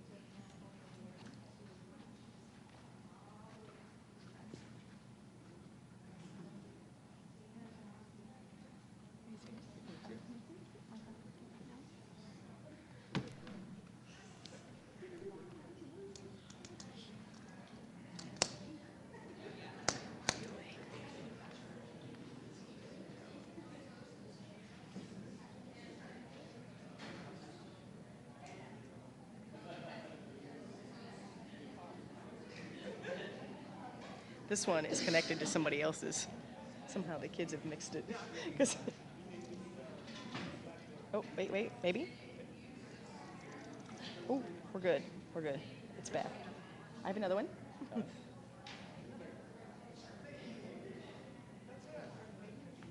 So for those of you who are watching this happen, basically what the Sphero is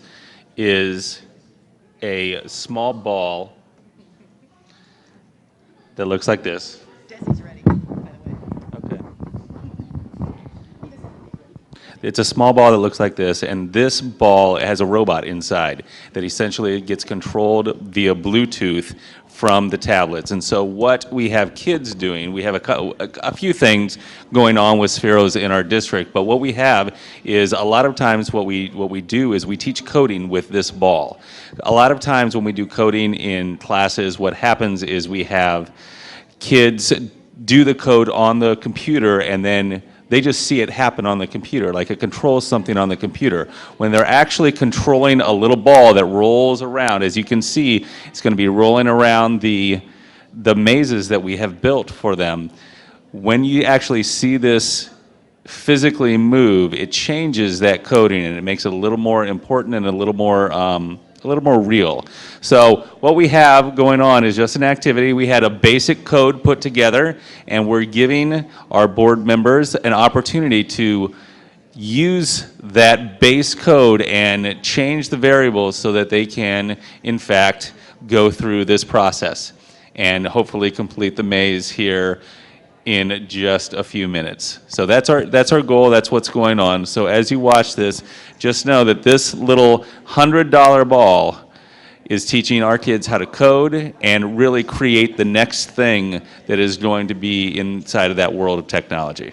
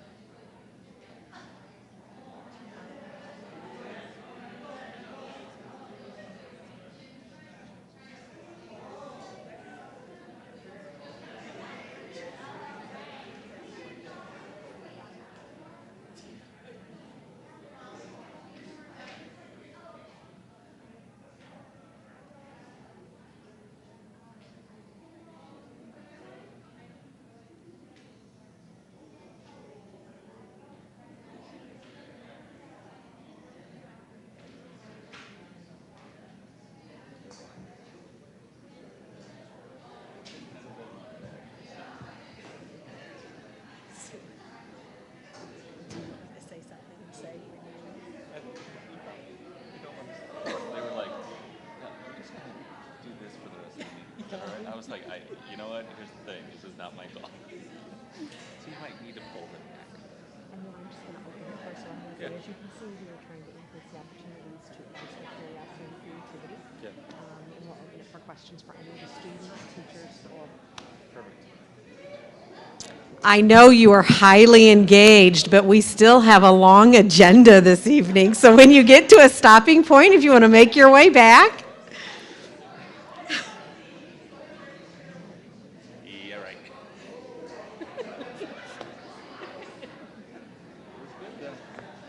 Definitely got their attention.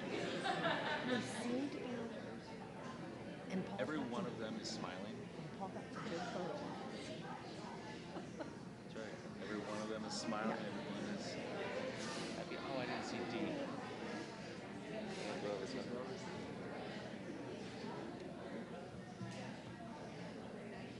We've lost.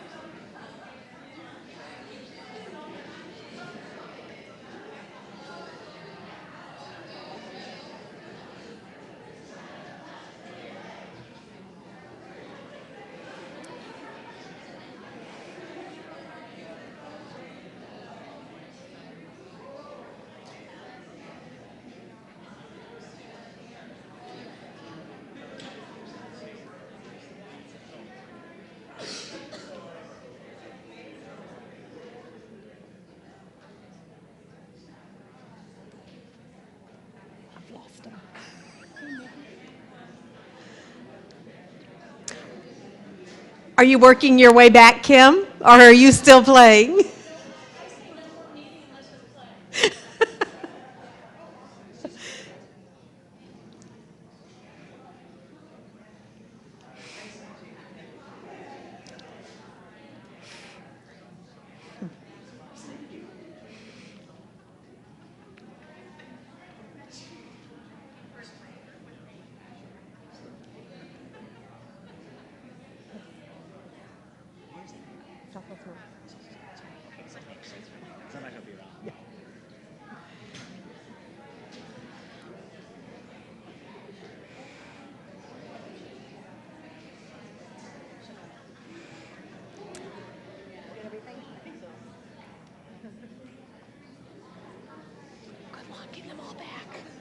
I'm trying. I have a really mean whistle.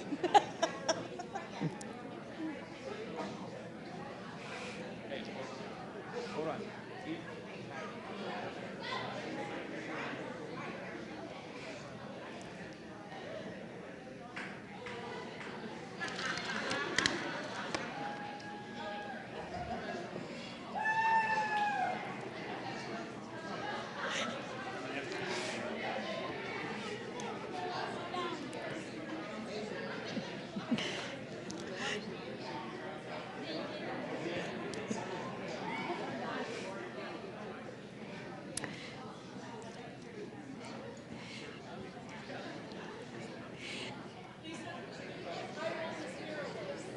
So Kim is talking about the Sphero race. I was going to let you know, if you are a tad bit competitive, TLA would probably take you on in a chariot race where you have to design your own chariot and then race them.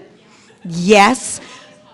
Oh, they want, they say they're on. So as you can see, this is one small sample of the types of things that we are doing to increase the opportunity for all students to engage in learning experiences that allow them to foster the natural curiosity and the natural creativity that our children are born with, and helping them find areas of interest and passion that they might not have realized were areas of interest or areas of passion. And so those are the kinds of things we're doing around Goal 2. We're working on how to systematize this work. Bill and his librarians have worked at creating mobile makerspace boxes that can be checked out so that schools that have not had the innovative practices that we've heard about as extensively in their building, that we can support them in that initiative. But we're learning a lot from our pioneers, and so we certainly appreciate Kyra being one of our pioneers in this area. So at this point, we will open it up for any questions that you might have for any of the students, Kyra, Kim, Amy, Bill, that are here. Board have any questions, or are you sufficiently humbled? Yes. Very much so. I asked Colin how many, if he writes code, and he named a whole bunch of languages I haven't even heard of. Certainly new languages. I don't think I'd qualify. I guess they had a presentation at Claymont PTO also. My husband attended it and really got into it. It became very competitive against the parents apparently, so it was a lot of fun. Yeah, great, thanks. I don't think I'd qualify for the 7th grade. I have a question. Kyra, do you have a specific curriculum that you take the students through on your Mondays and Wednesday sessions? It started out just being trial and error, but it's really important to us that we do what the kids want. So we do a lot of talking to them about things that they're interested in, and then we go to as much development and outside experience as we can, and just sort of bring things in. There are websites like Instructables.com that basically it's kind of a list of recipes of ways to make different things. And so we try on Mondays and Wednesdays, we have what's called open makerspace, where anybody that shows up is allowed to do anything they want that day, basically. But then we do come up with a couple of structured activities, like the cooking lab that I talked about, or the Spheros, things like that. So we have planned activities along with the unstructured activities, because we always want to keep that open too for students that may not be interested in the thing that we planned. So to answer your question, there's no set curriculum. We just try to listen to what it is that they're interested in doing. Mm-hmm. So do you keep track of like your basic framework, so when the program grows in the district that you can share it with other library media specialists, and so they don't have to reinvent the wheel kind of thing? Right, we do. And I will say, starting out was painful because we had a closet and not a lot of things in the closet. So the kids would be like, I want to make something with motors and wheels and propellers, and I want it to light up and do all these things. And we were like, okay, well, I'll go shopping tonight and get all that stuff and have it ready tomorrow. Now this year, we have a much better sense of what they need, so we're prepared for that. And now our entire closet is full, mostly of materials that people have brought in, but we kind of know, we get the question a lot, like, do you want this for Makerspace? My answer is always yes. We take anything, because anything can be useful, for lots of different purposes. So it does take time to kind of build up, and that can be scary to schools that are just starting out, that don't have the resources up front. I think a lot of people are under the misconception that they can't start until they have a 3D printer, and so that just seems daunting, and they don't start. We started last year with very simple, so we did a cardboard challenge was our first thing. We could not get the kids to stop doing the cardboard. I mean, it was like 4 weeks in a row, so all they wanted to do was cardboard. And as you know, there's plenty of cardboard available at any Parkway school. We just went out to the recycle bin and got it. So it can be done at very low expense. And again, that was just all about kind of following what our students wanted to do. But we do, as librarians, we share all the time, and so we do a good job of kind of communicating back and forth what we're doing in our schools. And your funding, does that just come from your library media budget?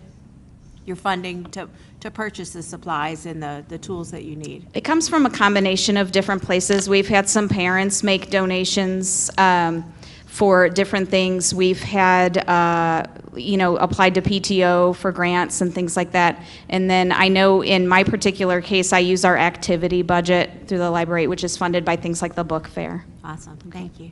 I was just going to add to Kyra's answer about the collaboration. In the Goal 2 report, you read about the Innovators Network.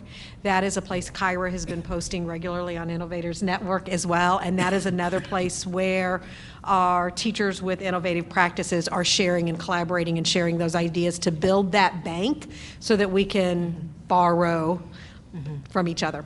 So where would you say your classroom is?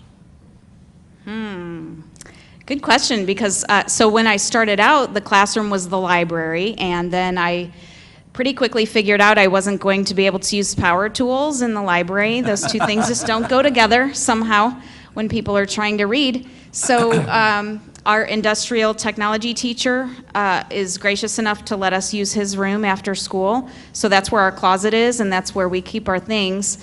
But the third piece that I showed you in the slide earlier is infusing it without the within the curriculum. So we're hoping that eventually maker space won't really be a space. It'll be more of a mindset and how people think and how people teach and learn. So it would be more of, kind of throughout the whole school would be the end goal. Well, you got me engaged. All right. That's You're welcome cool. anytime. Come on over. Thank you. Any other questions? Thank you very much. I would like to thank the students and parents for staying with us this evening. Can you come back next meeting? Yeah. Come back Can to you come the. back and let us play next meeting? The race is on. Thank you for staying. We really appreciate it. So I didn't even know any of that was going on. My scientist says a kid, because they learn and they never get discouraged. Otherwise, they never learn to talk or walk. Thank you very much.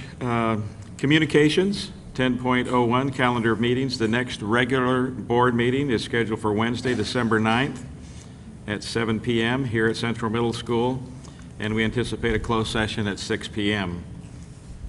10.02 board liaison reports. I don't remember if we had any of those, did we, in the last 2 weeks, 3 weeks? Can't remember.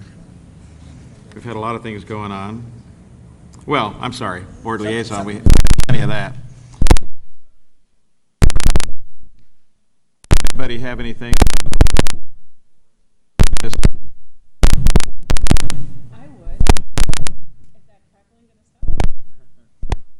I attended the vocal concert at Two Hill was it almost a week ago now?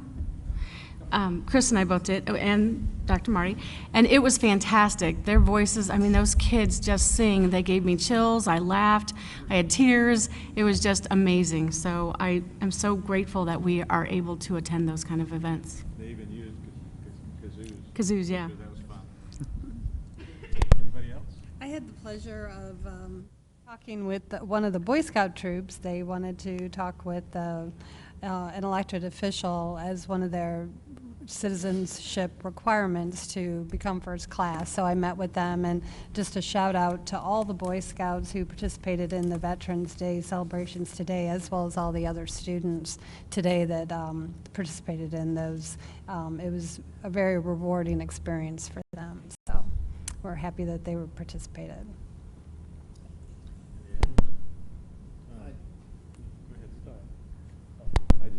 I attended the Parkway Safety Network meeting where we talked about a whole plethora of issues out there, but we got an update on some of the improvements with regards to security that were part of the bond issuance.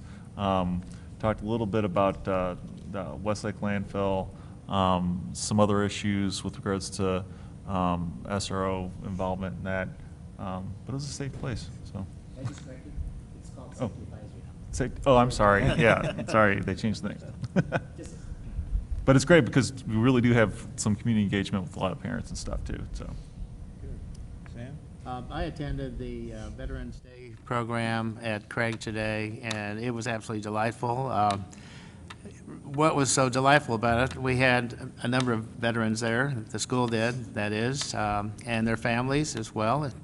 And what was most enjoyable is the students did a video, and there were pictures of their relative, whether it be their father or grandfather or another relative, and they basically introduced them and spoke about them as well. The fifth grade class also talked about veterans and why we appreciate them so much, and every student had an opportunity to express what they wanted to say. And while the theme was pretty much the same, it was really incredible in terms of how they themselves expressed it. And it was very moving. Of course, the choir sang, and the entire student body was there, and the entire student body was just mesmerized with just the whole concept of the veterans and what they do and why we appreciate them so much. And it ended in a wonderful breakfast for everyone. Not bad.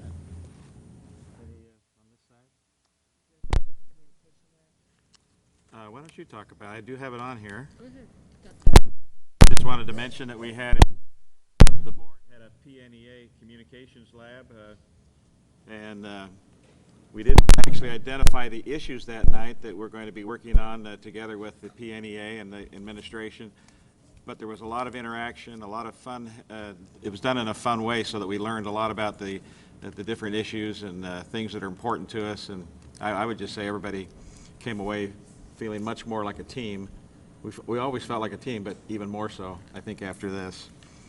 I wanted to mention, too, that earlier this week, Dr. Marty and I attended the Rams training facility out in the Valley. It was an opportunity there where many of our PE instructors and other teachers were there, and a bunch of students, too. It was just leaders from some of the different schools. It was about wellness and how we accomplished that in Parkway. And it was neat, too. There was a $10,000 grant from the Midwest Dairy Association. And I took Dr. Marty's picture with Rampage and one of the cheerleaders. He did not reciprocate, so I don't have a picture of myself. But I'm glad that he got to have that experience. Also, not this last week, but the week before, there was a unique event that was held at Central High School. I ran into Desi there. It was the Social Studies exhibition. If you haven't attended one of those before, it completely filled the gymnasium and spilled out into the hallway there. And then there was a living history thing down in the commons area. I went down there and investigated the soothsayers, and they told me a few things that I didn't know was going to happen. But what was interesting was to stop and talk to some of the kids, and I learned about the Snake Rebellion and a few things that I had no knowledge of, and these kids really knew, and they had to put it onto cardboard there, posters, and they were anxious if you pause just for a minute, then they wanted to start talking to you about their project. It was really wonderful and nice. Also attended a mayor's and city administrators special meeting that we had Tuesday, and I think there was a lot of good things shared there, but I think one of the really nice things was the listening group that we had with them. And they actually had a lot of things to say about Parkway, a very, very good contribution from city administrators. And I did want to mention finally just I went to 4 different veterans assemblies, echo the same things that Sam said. The kids are really sincere and honoring those people that have given time and effort and so much more in sacrifices. And it was nice to be able to meet them and have them, and sincerely, they really feel appreciation. At one of the schools, they lined all of us veterans up, and then the kids would come by and shake our hand and tell us thank you for our service. And I'll never forget one little kid grabbed my hand and he just pumped it and looked up at me and said, "Thanks for killing all the bad guys." I told him I try to avoid the bad guys, but anyway. Great district and some great activities out there. 10.04, upcoming subcommittee meetings. There are none. Project Parkway, though, I want to remind people about that. It's coming up this next Monday, the 16th. Great meeting. It'll be even one of the better meetings that we've had. Ray McNulty will be there to speak to the public. So as many people that can get there will really feel that they've had a great benefit by being there to hear some of the things that he can say about education and that can be a benefit to us in Parkway. So put that on your calendar if you can, 7 p.m. It's at Parkway West High School this next Monday. 11.0 action items. May I have a motion to approve the consent agenda as presented here on November 11th, 2015 board materials? So moved. Second. Is there anything to be pulled to action? Yes, I would like to pull action 11.15, please. 11.15? Correct. Okay. And then may I have an all in favor on all of the action items except 11.15? All in favor? Aye. Any opposed? Then those action items carry a 7-0. And 11.15, that's the approval of the K-12 math curriculum framework. So maybe we can get Jennifer, and I'm sorry we didn't, when you were doing your recognitions up there, we didn't say your name, and I feel bad about that.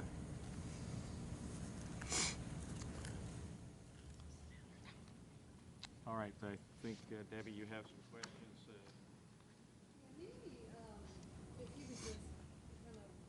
Explain some of what's going on with the math curriculum. It looks like there's some new programs being added. There are some new classes being added. There's some classes that are being removed. And at West High School, there is a new class that's being added, but it's only being taught at West High. So it would be nice to get an explanation on that. So I'll let Jenny answer the specifics about math, but I want to just give an overview of courses at the high schools.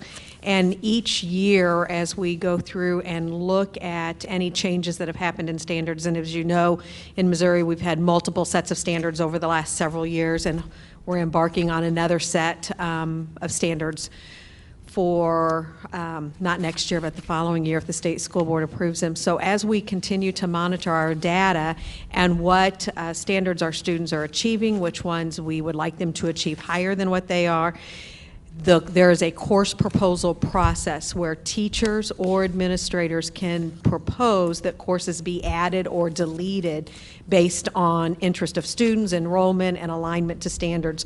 So the process of adding and deleting classes is a yearly process that we go through, and what we look at is to ensure that they still align with the board-approved framework or the board-approved standards, because there's a lot of different ways to get to the same standards. So that process is a yearly process. Now, for specific answers about the math courses that have changed that are highlighted in this, I'll let Jenny speak to those. So first, the math course that you're talking about at West High is Introduction to Calculus. That's actually not a new course. That's been a course at West High for the last several years. Okay. That was before I was a coordinator that one got in, but it was when we made the change from math analysis to pre-calculus. That course was added to meet some specific needs of students at West High School.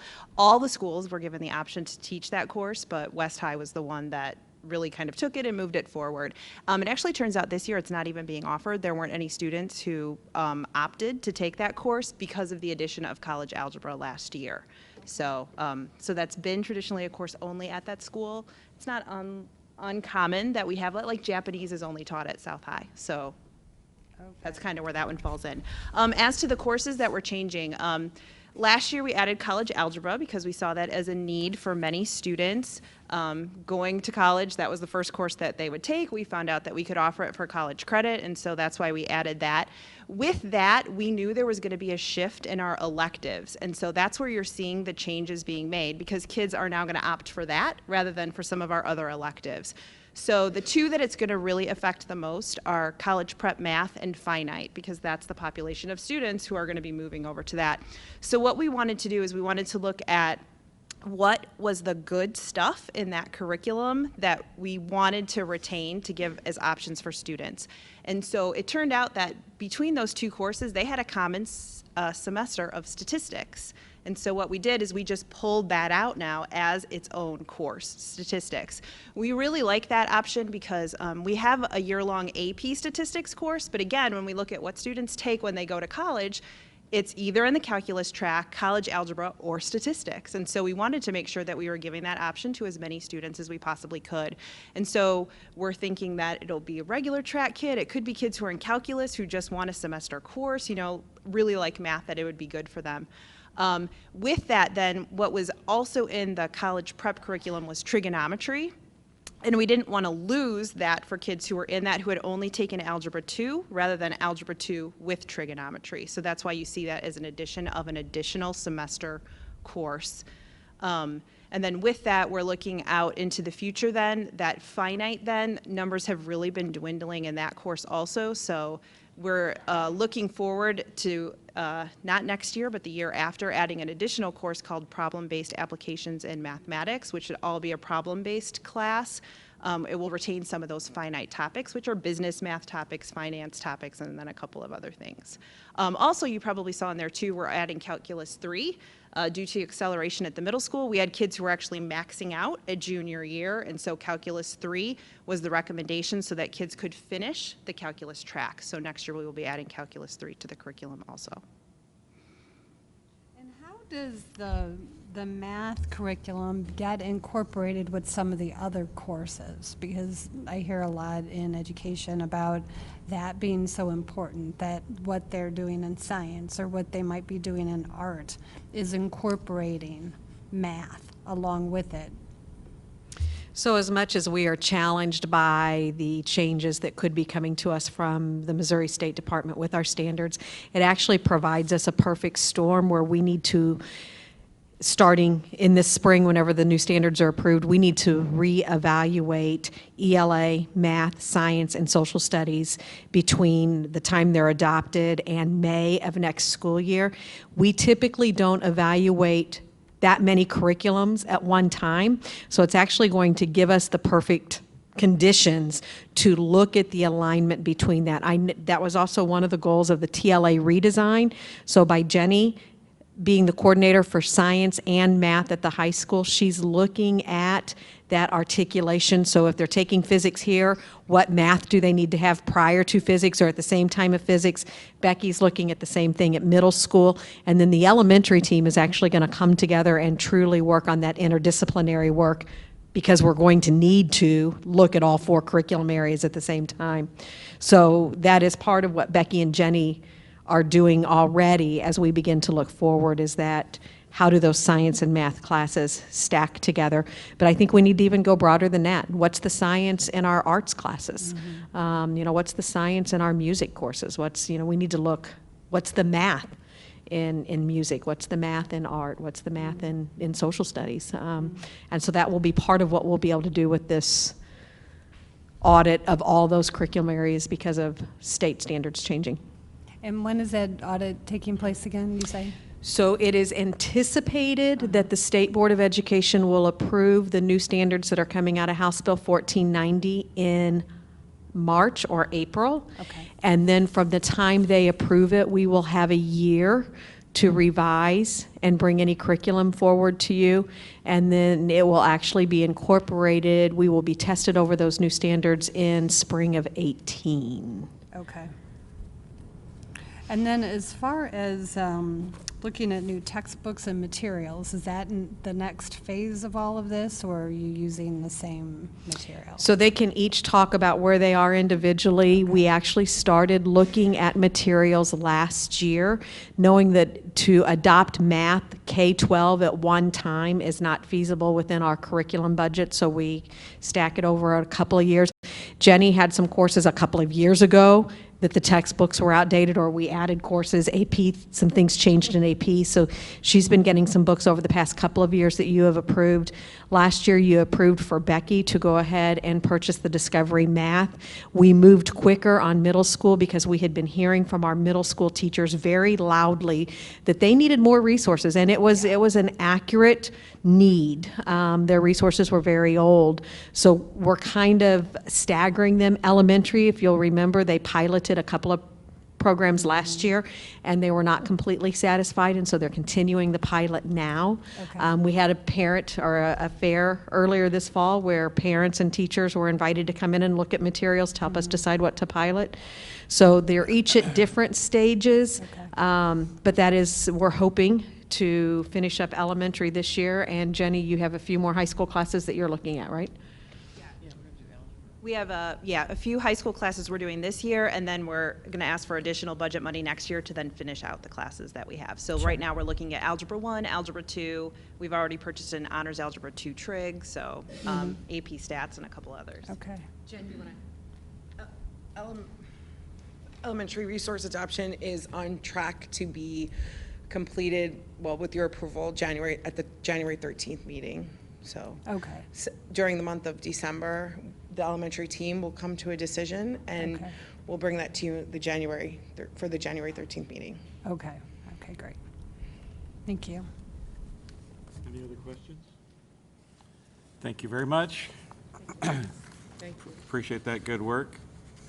May I have a motion and a second that the Board of Education approve the K-12 math curriculum framework for full implementation beginning in the 2016-17 school year? So moved. Second. All in favor? Aye. Any opposed? The motion carries 7-0. And we are now ready for Mr. Kevin Beckner to help us understand the curious numbers in achievement reports. Well, thank you, President Jacob and Vice President Mogerman, Dr. Marty, members of the board. I could see the twinkle in your eye as you were playing with the spheros in anticipation, I'm sure, of the achievement report. It had nothing to do with the spheros, I'm sure. So thank you for the opportunity to present our annual achievement report. We do have in Missouri 5 areas that we look at that make up our state accountability system, and we will look at each of those areas during our time. That includes our overall state assessment results, subgroup achievement, college and career readiness, our graduation rate, and our attendance rate. And there are many pieces to celebrate, but one of the overarching pieces is that given all of these 5 areas combined, Parkway earned 98.6% of possible points in the state accountability system, putting Parkway within the top 10 districts among large districts in the state of Missouri. So that's certainly something to celebrate in terms of our overall achievement. I know you're also anxiously awaiting a year that I can stand here and share with you that there are no changes and that everything is totally the same and we understand everything, and I cannot oblige because we are in certainly a period of change within our state system. So we're going to start with overall achievement. And we know that all of this is occurring within the lens of our mission and vision, making sure that on top of the state accountability system, we're also looking at what are we doing for our students and how are we making sure that our students are going to leave us capable, curious, and confident. So here we have our overall scores in each of our 4 content areas, and I want to point out some of our changes for this year. One, you'll notice that the line looks weird because English and math, the line is broken. And English and math, the line is broken because the 2015 tests cannot be directly compared to prior years. We know that the tests this year were assessing new standards, the Missouri Learning Standards, and as such, cannot be directly compared to those. And we also know there was another big change that impacted not only English and math, but science as well, and that said all grade level tests moved online. So grades 3 through 8 had online testing for the first time last year. Our high school end of course exams, as we know, have been online since 2010. There was also, even though we haven't touched social studies, a fairly significant change in social studies as well in terms of these numbers, because the American history scores that had been added over the last couple of years have been removed from previous year's data since it's no longer a test that's being given. So even our social studies line only reflects now the government end of course exam, not the American history and end of course exam. We also see here on the top is our Parkway scores. On the bottom is our state scores. So we can see that Parkway continues to outperform the state in English and math. Going along with our trend of changes, we know that it's difficult to compare how we did given that it is a new test this year and we can't draw a nice line. Knowing that we can't draw a nice line, I'm going to go ahead and draw a line anyway so that we can see what that looks like. There they are. So one of the things that we can notice is that the state experienced a very significant drop in mathematics from last year. So while we experienced a decline in math performance as well, we certainly have to note the many changes that took place, being aligned with new standards, having new assessments, being online. So these are certainly things to celebrate. And with English, we see that across the state, scores in English went down, while Parkway scores actually increased. So the difference between Parkway student scores and scores of all students across the state actually increased, which is certainly something to celebrate. We know that we have some other trends that we've been watching as well that also experienced some interesting changes this year. Last year I shared with you our gender gap information between our male and female students. We'll start on the right-hand side. For the first time, we saw our female students performing at the same level as our male students in social studies. We also saw the lines in science cross for the first time, where our female students outperformed our male students. We did not see as much change on our English and math with them. Still, we see a very large achievement gap between our male and female students in English and a much smaller gap in mathematics. Here are end of course exam scores for Algebra 1 and English 2.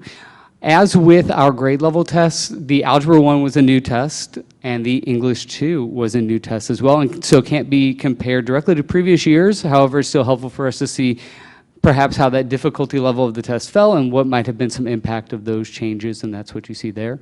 After several years of flux in our biology end of course exams, we finally did achieve some stability where the test didn't change dramatically from year to year, so those scores did remain relatively stable. And with our government end of course exam, they also stayed very close, a very small drop in our government scores, but very close to what they've been in previous years as well.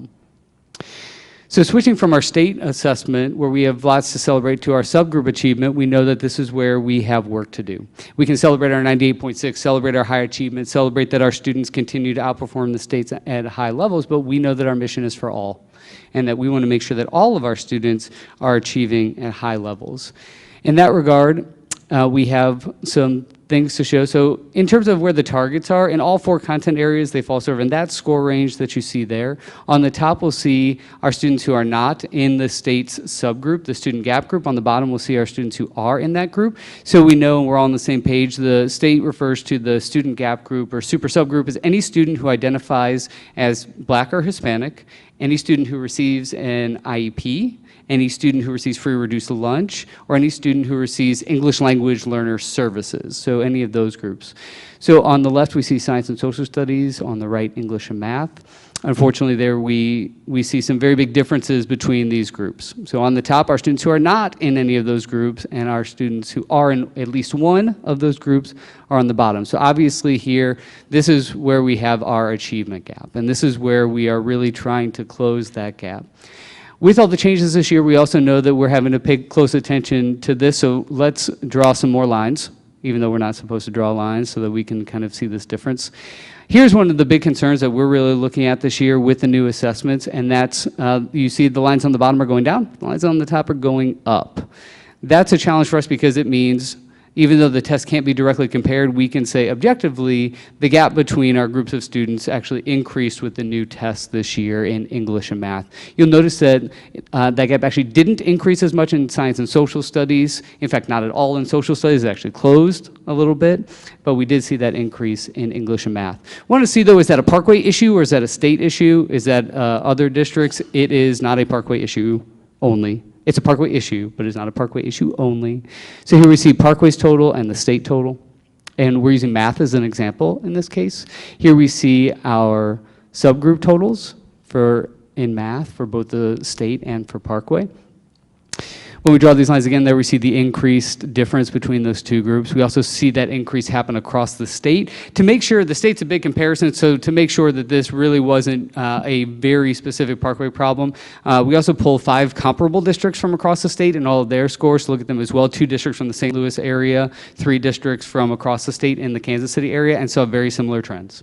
That's what we're seeing, which leads us to conclude that it might be the questions are on the new test, perhaps something involved with increased use of technology. We're really hypothesizing at this point, but we're trying to make sense of that so we can do our best to close that gap and find out what the issues might be. In terms of all 4 content areas, students in Parkway's subgroup did outperform the state in each of the 4 content areas, with the largest difference happening in math, where Parkway students in that group outperformed state students also in that group by 13% in terms of proficiency. Now let's turn to college and career readiness, and we'll look at our ACT information and our advanced placement tests, as well as our dual credit information. This year, Parkway's composite score was a 22.9, a little over a point higher than the state's and almost 3 points higher than the national average. That was a slight decline from the class of 2014, slightly higher than the class of 13. We also know that we're watching our students who, how many tests they take and how those students perform. As with prior years, we do see about a third of our graduating class take only the junior test. This past year was the first time the junior test was offered across the state, so Parkway was not one of the only school districts providing that to all juniors. Beginning next year, numbers from the junior ACT will be in all district scores, since the graduate ACT is the official ACT score. One of the things we're also paying close attention to is that we know that students who take only one ACT test perform much lower than students who take 2 or more. So we're looking for opportunities to make sure that our students have access and make sure that they're experiencing the ACT more than once, so that they can have more doors open to them potentially and increase their score, so that they have more opportunities as they graduate and go on to their next endeavors. I'm going to show you the ACT series by graduating class, and unfortunately this is the last year I'll be able to show this because ACT discontinued the Explore test and the Plan test, so the class of 2016 is the last class where we can watch this trend over time. So there we see our Explore scores, then our Plan scores. By the time we get to our Plan scores, the trends really solidify themselves, and we can follow that into their graduate ACT score. So we saw that with the class of 15, you notice that there was a decline from the class of 14. That is ultimately what we ended up seeing with that graduate ACT score, is a slight decline. You also notice that the 2016 junior class score is higher than the class of 15, so we are anticipating to see a bit of an increase next year in our graduate ACT score as we watch this cohort go through. Sure. Would you mind explaining what Explore and Plan Yeah, absolutely. This is the series of tests that lead up to the ACT. They're produced actually by ACT. So Explore is the test that students would have taken in 8th grade. Okay. Plan is the test that students would have taken in 10th grade. Then we, of course, have given our junior ACT now for 6 years. So we have, that's the next line up. So we've been able to watch our students' trends over time. Beginning last year, ACT discontinued both the Explore and the Plan.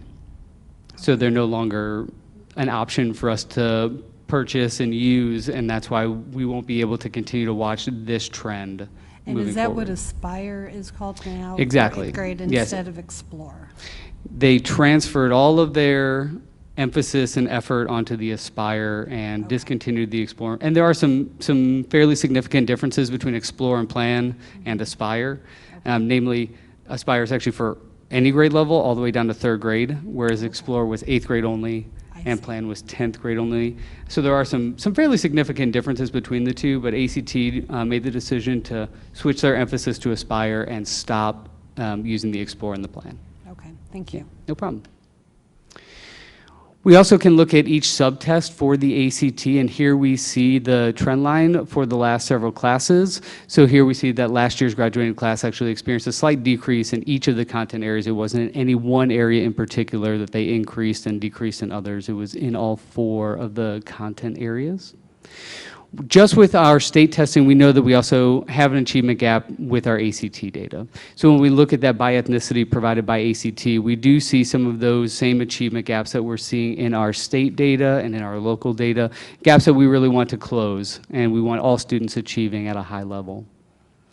One of the other indicators that ACT gives us, besides the composite score and the sub-scores, is also how many students are leaving prepared for college in all 4 content areas. They call those their college readiness benchmarks. In Parkway, 40% of students are meeting that college readiness benchmark, where in the state it's 30%. We did see, as with our composite dropping, we saw a slight decline in our percent of students leaving with all 4 content areas having achieved that college and career readiness benchmark, but 40% is obviously a strong number that outpaces students from across the state. Again, particularly strong given that this data still includes for Parkway all students, whereas across the state it is only students who self-select. Turning to AP exams, we have kids take a lot of AP exams. We had over 900 students participate in AP exams. Those 900 students took almost 1,700 tests, and in taking those tests, 82% of them scored a 3, 4, or 5, which are the scores typically required to get college credit. We also see our long-term trend of more and more students taking AP exams and increasing our participation, not just the number of tests being taken. We also know that in this area too, that we are trying to increase AP participation for all groups. Here we see our difference in terms of the student population versus the population of AP test takers. So we do see that we have some groups of students who are underrepresented in terms of AP test takers. And we have other groups of students that are overrepresented. We have obviously many initiatives going on in Parkway to try to address these things and make sure that our students are being challenged to participate in the highest level class that they can possibly participate. In addition to AP, we have a ton of students taking dual credit classes and attempting to earn credit while in high school. We heard Jenny Prophet explain a minute ago that college algebra is another class where students can participate in dual credit. Last year's graduating class had about 65% of students attempt at least one dual credit class. This year, that number actually increased to 72%. 72% of Parkway graduates attempted at least one dual credit class, which is obviously a significant number and something to celebrate. We also need to look at our attendance and graduation rates. In terms of our percent of students achieving at least 90%, which is the state target, we had in 2015, 91.5% of our students reached that 90% mark, which is a slight decline from last year, but above the previous 3 years before that. So we continue to stay at least a percent and a half above that state target. And then in terms of our graduation rate, here we see our 4-year graduation rate. The state target is 92%. And then we see our 5- and 6-year graduation rates. The state uses the highest of, so we remain well above the state target of 92% in terms of our graduation rate as well. So in terms of our 5 areas, we saw state assessment, subgroup achievement, graduation rate, college and career readiness, and our attendance. And I will now be happy to take any questions that you might have.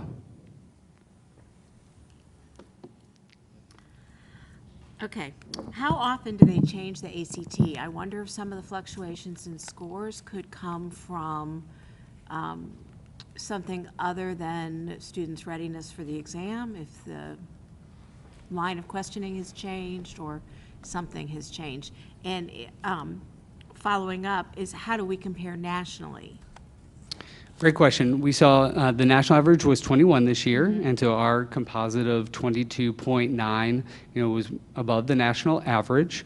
In terms of how often they change the test, ACT is in the process of gradual change, and one of their taglines is gradual change without the need for any radical movements. But typically they do, if you were to take multiple ACT assessments, you're not going to be experiencing the same assessment because it's drawing on different questions and very large item banks and things like that. Every few years they do retire a version of the test and bring in a new version of the test. So every few years you can expect that churn where they'll say all of these items are now leaving the item bank and we'll bring in new items. Our students typically experience field test items during the test where they'll have some questions that they don't know which ones they are, but they're not being included in their score because they're testing out those items and making sure those items work. So to answer your question, every test is different, and there is fluctuation in those, but we're not experiencing with ACT massive overhaul. We know that only about 10% of our students participate in the SAT. The SAT is experiencing massive overhaul. Are they becoming more like the ACT? They are. Yeah, typically the SAT is an aptitude test, so it's not directly assessing the things that you were supposed to learn in a classroom at school. It's assessing your aptitude to potentially do well in college, whereas ACT has always been geared toward, we're going to try to assess the things that you should have learned. And so SAT is making that shift to be more like ACT in that regard. That's why you see some things like the anagrams are going away for the SAT. They're really focusing on like words people use, not memorizing flashcards of obscure words. Not to like bash we're not here to bash the ACT, but they're openly saying that. We were assessing obscure words, and we're going to stop doing that. And that's always what ACT has been trying to do is, what are kids really learning, and let's see if they're learning at the level they're expected to. I guess I didn't state my question well about how we compare nationally. Our ebbs and flows, do they correspond nationally? Good question. Generally speaking, and I'm going to talk all Nathan Tyson to you for a second. Large sample sizes are very steady, right? So when you're talking about Parkway and a graduating class of 1,200 students, we're going to see a lot more variation in our scores than you're going to see when you have 20 million scores in it. So the answer would be no, but I don't know that that's because something weird is happening in Parkway. I think we have such a very large sample across the nation that typically the national score over the last 5 to 7 years, it has never changed more than 1/10 of a point in a year. And that's entirely due to the fact that you have so many students taking it that it takes a very large change to move that needle. Whereas when we're only talking about a graduating class of 12, 13, 1,400 students, it doesn't take near as much to move that variation. How did I do, Nathan? Thank you. Thank you. With regards, we've always been concerned as a board with the gap between our subgroups, and are there strategies that aren't working? Are there new strategies that are being contemplated? I know Dr. Martin and I talked about one in particular that grabs a few students and works with them to. And so I didn't know if, what strategies are we really applying, because if we continue to do what we've been doing, then we're going to continue to have a large gap. We'll get the same results, absolutely. I can speak to how hard and personally our schools take this issue and really are trying to attack individual students and try to address their learning gaps. We were in our district assessment and progress monitoring meeting on Tuesday and looking at some of this data specific to the ACT in terms of some of the gaps that we're seeing in different areas. And at one point I watched an assistant principal at one of our high schools, almost get emotional about it. I said, this is such a complex problem and we want to solve it. It's just so big and difficult, and they are really trying to throw the kitchen sink at it. As a district, we know that many of our initiatives that we're doing are geared towards helping our students who might not be as engaged. For example, we know we have a big focus right now on engagement. We know that we did a lot of work this summer with the Kagan engagement strategies and trying to train our teachers with those in an attempt to attack the issue of, if there is a group of students who's disengaged, we need to work specifically to address this group of students. At the school level, we have our schools really trying to target specifically what are the needs that are not being met right now. How do we meet those needs? And are really working themselves to the bone to try to solve that problem. So I think we have several of those things. I can also speak to, in the department that we're in the Teaching, Learning, Accountability Department, equity and excellence has been one of our main focuses, where we actually are looking specifically at this issue and making that a priority to try to figure out what are the things that we might need to do to address this issue. And I don't know if Dr. Meredith wants to speak any more to that, but that's been a focus to try to make sure that we are committed to looking at that information and try to come up with strategies to address that. Is there anything you want to add to that?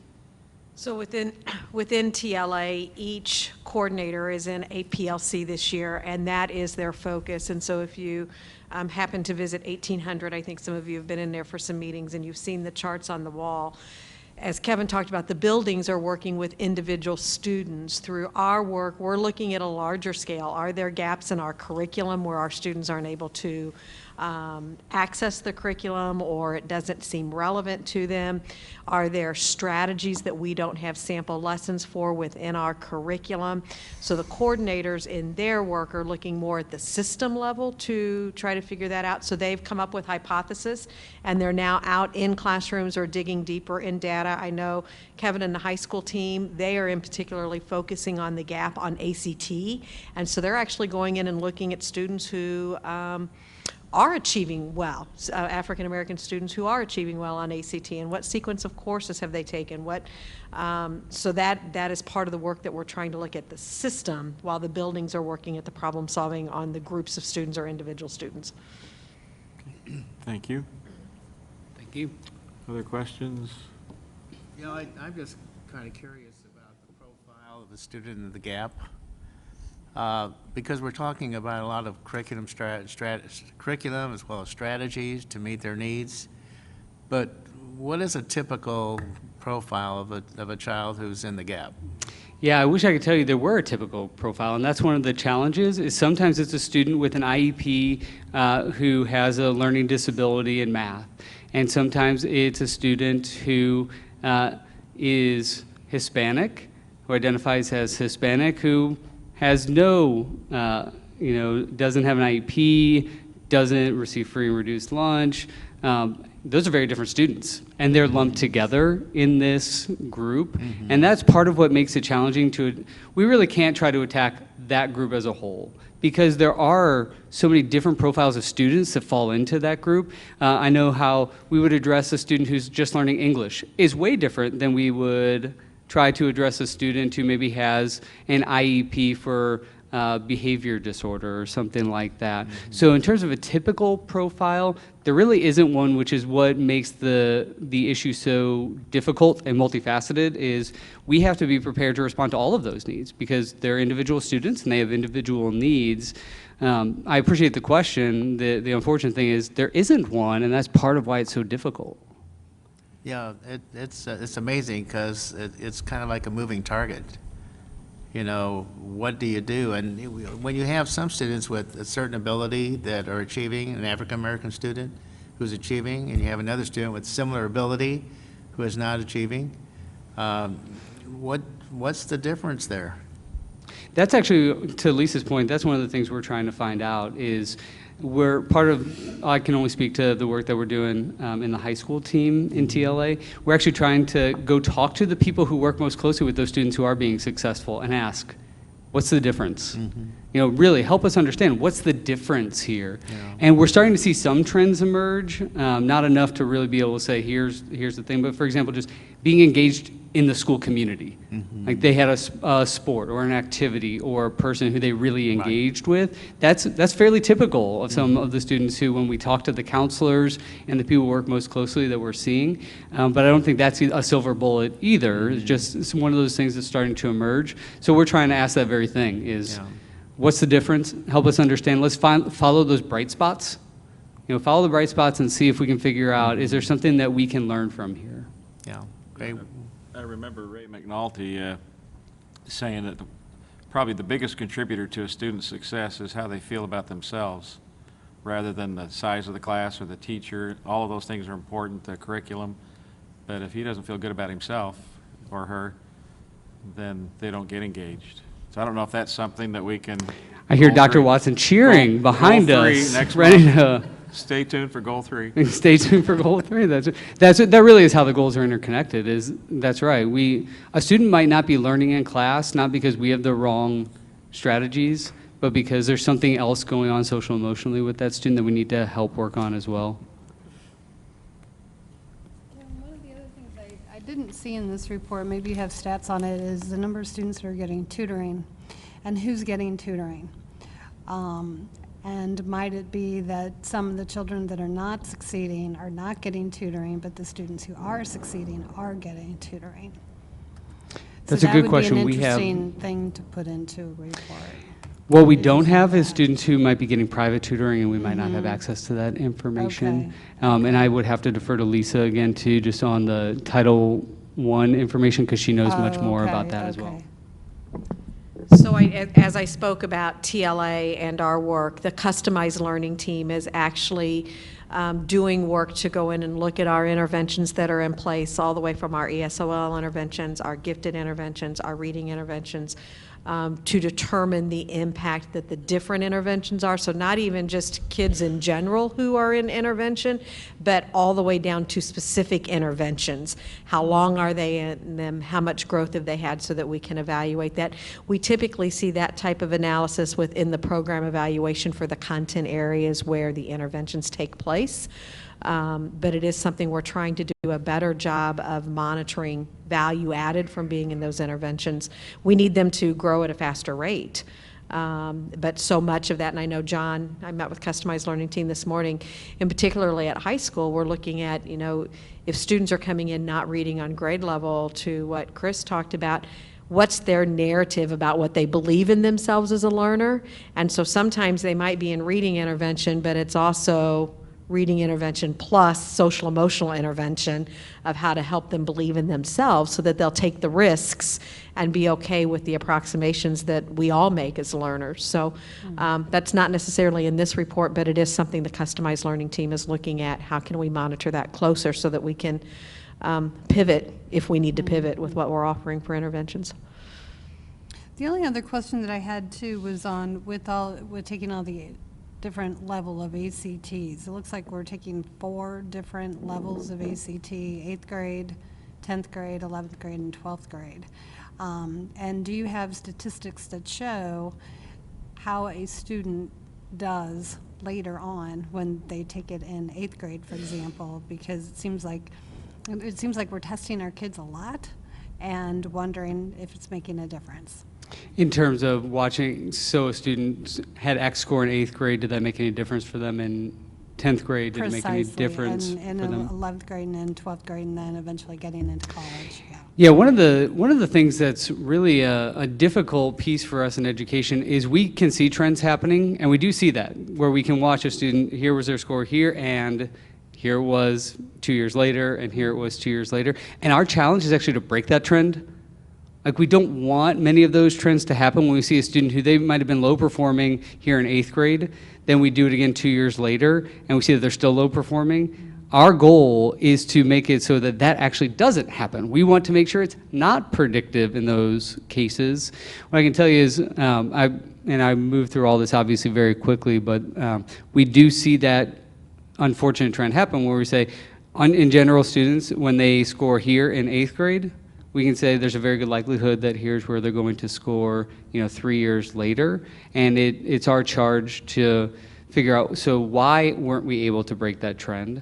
What courses did they take that might have helped them or not helped them, as the case may be? What might we have done differently? And so it does look like there's a lot, but in many of the cases with the ACT series, they're spread years apart so that we can try to get that long-term picture of what's happening. And we do that so that we can have this very conversation. So when we see a class coming through that is performing higher, that's great, but then what do we do when we have a class that's performing lower? How do we make sure that doesn't repeat itself over and over again so that we can, but we do see that happen, yes, where we see if the score is here on the plan test in 10th grade, 2 years later, when their graduate ACT comes in, it's probably going to be in this range. Okay. All right. Thank you. Any others?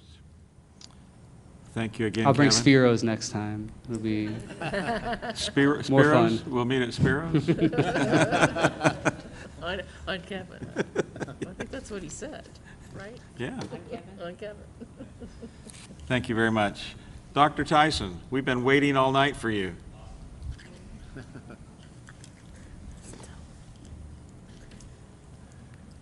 What can you tell us about food?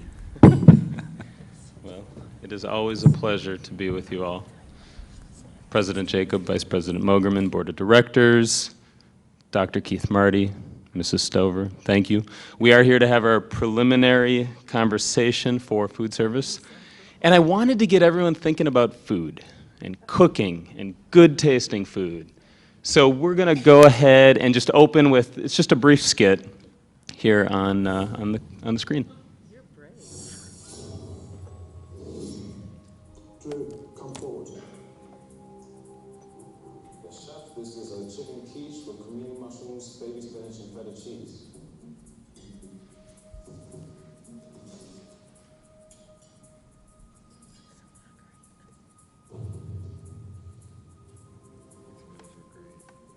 Unbelievable. Well, Joe, I have a huge problem with this dish. It's that you haven't made it for me sooner. Thank you, Chef. Because if you had, Drew, then I would know how good you are at cooking food that's bad. I'm sorry, Chef. And when I say bad, I mean Michael Jackson bad. Thank you, Chef. Do you know how he looked really, really bad at the end of his ride? Chef, I'm sorry, I don't know if you like the dish or not. You don't know if I like the dish or not? Well, let's put it this way. Pack your knives, get out, you're off the show. Sorry, Sharon. Because you should be working in the finest restaurants in the world. Thank you, Sharon. Just not any world that I live in. In conclusion, Key and Peele, a new sketch series. Premieres Tuesday, January 31st at 10:30. Only on. All right. So I'm hoping that that gets us thinking about Chef Dan and food services and all the great food that's being made for the students here in Parkway. And I'm going to go ahead and we're just going to roll through our main topics and guiding questions. We had a food services program evaluation team come together. So I want to thank all of these fine members and groups of members that we have on the screen. And I'll get started. Here we go. So the main topics for this program evaluation: quality, participation, communication, facilities, staff retention and training, and then future best practice, looking specifically at centralized scratch cooking. And remember, as we're going through this, this is a work session, so right now this is what we're proposing that we study, and then your feedback will be very welcome at the end, and we'll be sure to build that into the overall study. So the main topic number one is quality. The guiding questions: is the food we serve nutritious? Oops. Do students find the food to be visually appealing and tasty? Do families think our meals are affordable? If not, how do we make meals more affordable? Continuing with quality: are the allergens contained in our food appropriately disclosed, and is this information accessible to community members? Should we reduce the use of common allergens in our food? If so, how can we do it? And are we in compliance with DESE rules and regulations? Main topic number two: participation in the program. What is our participation in food services in the program? How might we increase participation? What barriers prevent students from participating? How do we access parent, student, and staff feedback relative to participation in the food service program?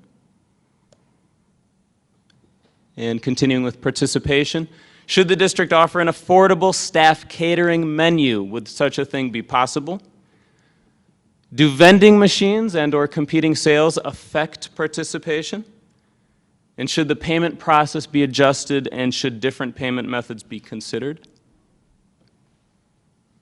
Oh, this is just to break up the monotony. So Barry devises a way to get 2 lunches.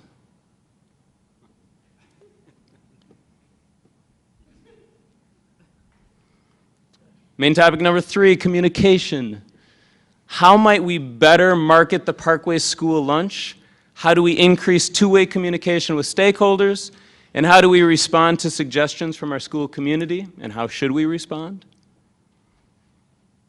Continuing with communication: does the food service signage need to be improved at any of our school sites?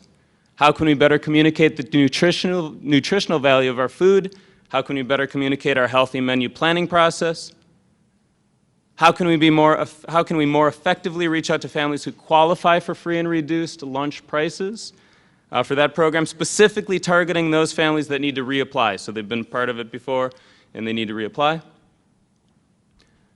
Last slide for communication: how can we use 21st century technology to communicate with stakeholders, and how do we change the perception of the school lunch? Facilities is main topic number 4. Should we increase on-site cooking? If so, how? Should we increase cafe size so that more students can eat lunch during a given lunch shift? And is there a need to increase food service facilities, such as the number of freezers, the number of electrical outlets, physical space, square footage? Continuing with facilities: how do we develop a more appealing atmosphere in our cafeterias? Are students provided with an appropriate length of time to eat lunch? Never declare a food fight on Artichoke Day.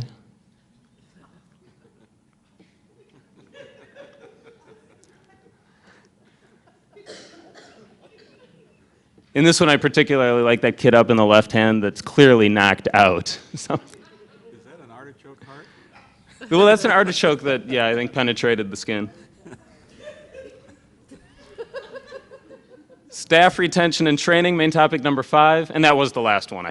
That's it. This one's a quick one. Do food service staff members feel like they are part of the school community? Is food service staff training timely and accessible? And is the current staffing structure meeting the needs of the food services department? And then finally, a look to future best practice, and specifically with a focus on centralized scratch cooking.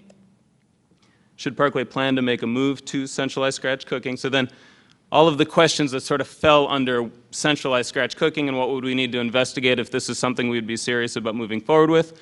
Do we have an existing location or would we need to build? Would it be cost effective? Could it increase participation? Would it help encourage students to have healthy habits? Would it improve classroom productivity? Can we ensure the elimination of allergen contamination this way? Could we involve students in the food production process? Might we reduce food waste this way?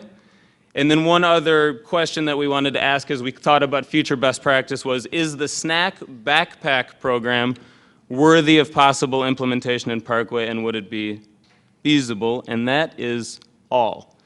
So we are very interested in thoughts that you all have about food services. Do you think are we in the right direction here? Are these the things that you would expect us to be studying, or are we missing something? Well, the comedy was great, but where's the food? And that I leave up to Marlene. Okay. So, you know what though? There might be something in it for you when she comes down for her report. Okay. Yeah. So. What was the last one with the snack backpack? What is that? Yeah. Is Marlene back? What's the snack Marlene, why don't you come up here and just tell them real quickly?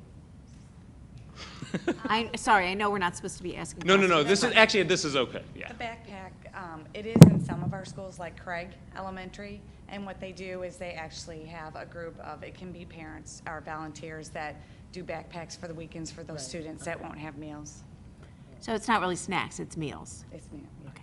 It can be. For the weekend. Yeah, for the weekend. Got it. I've read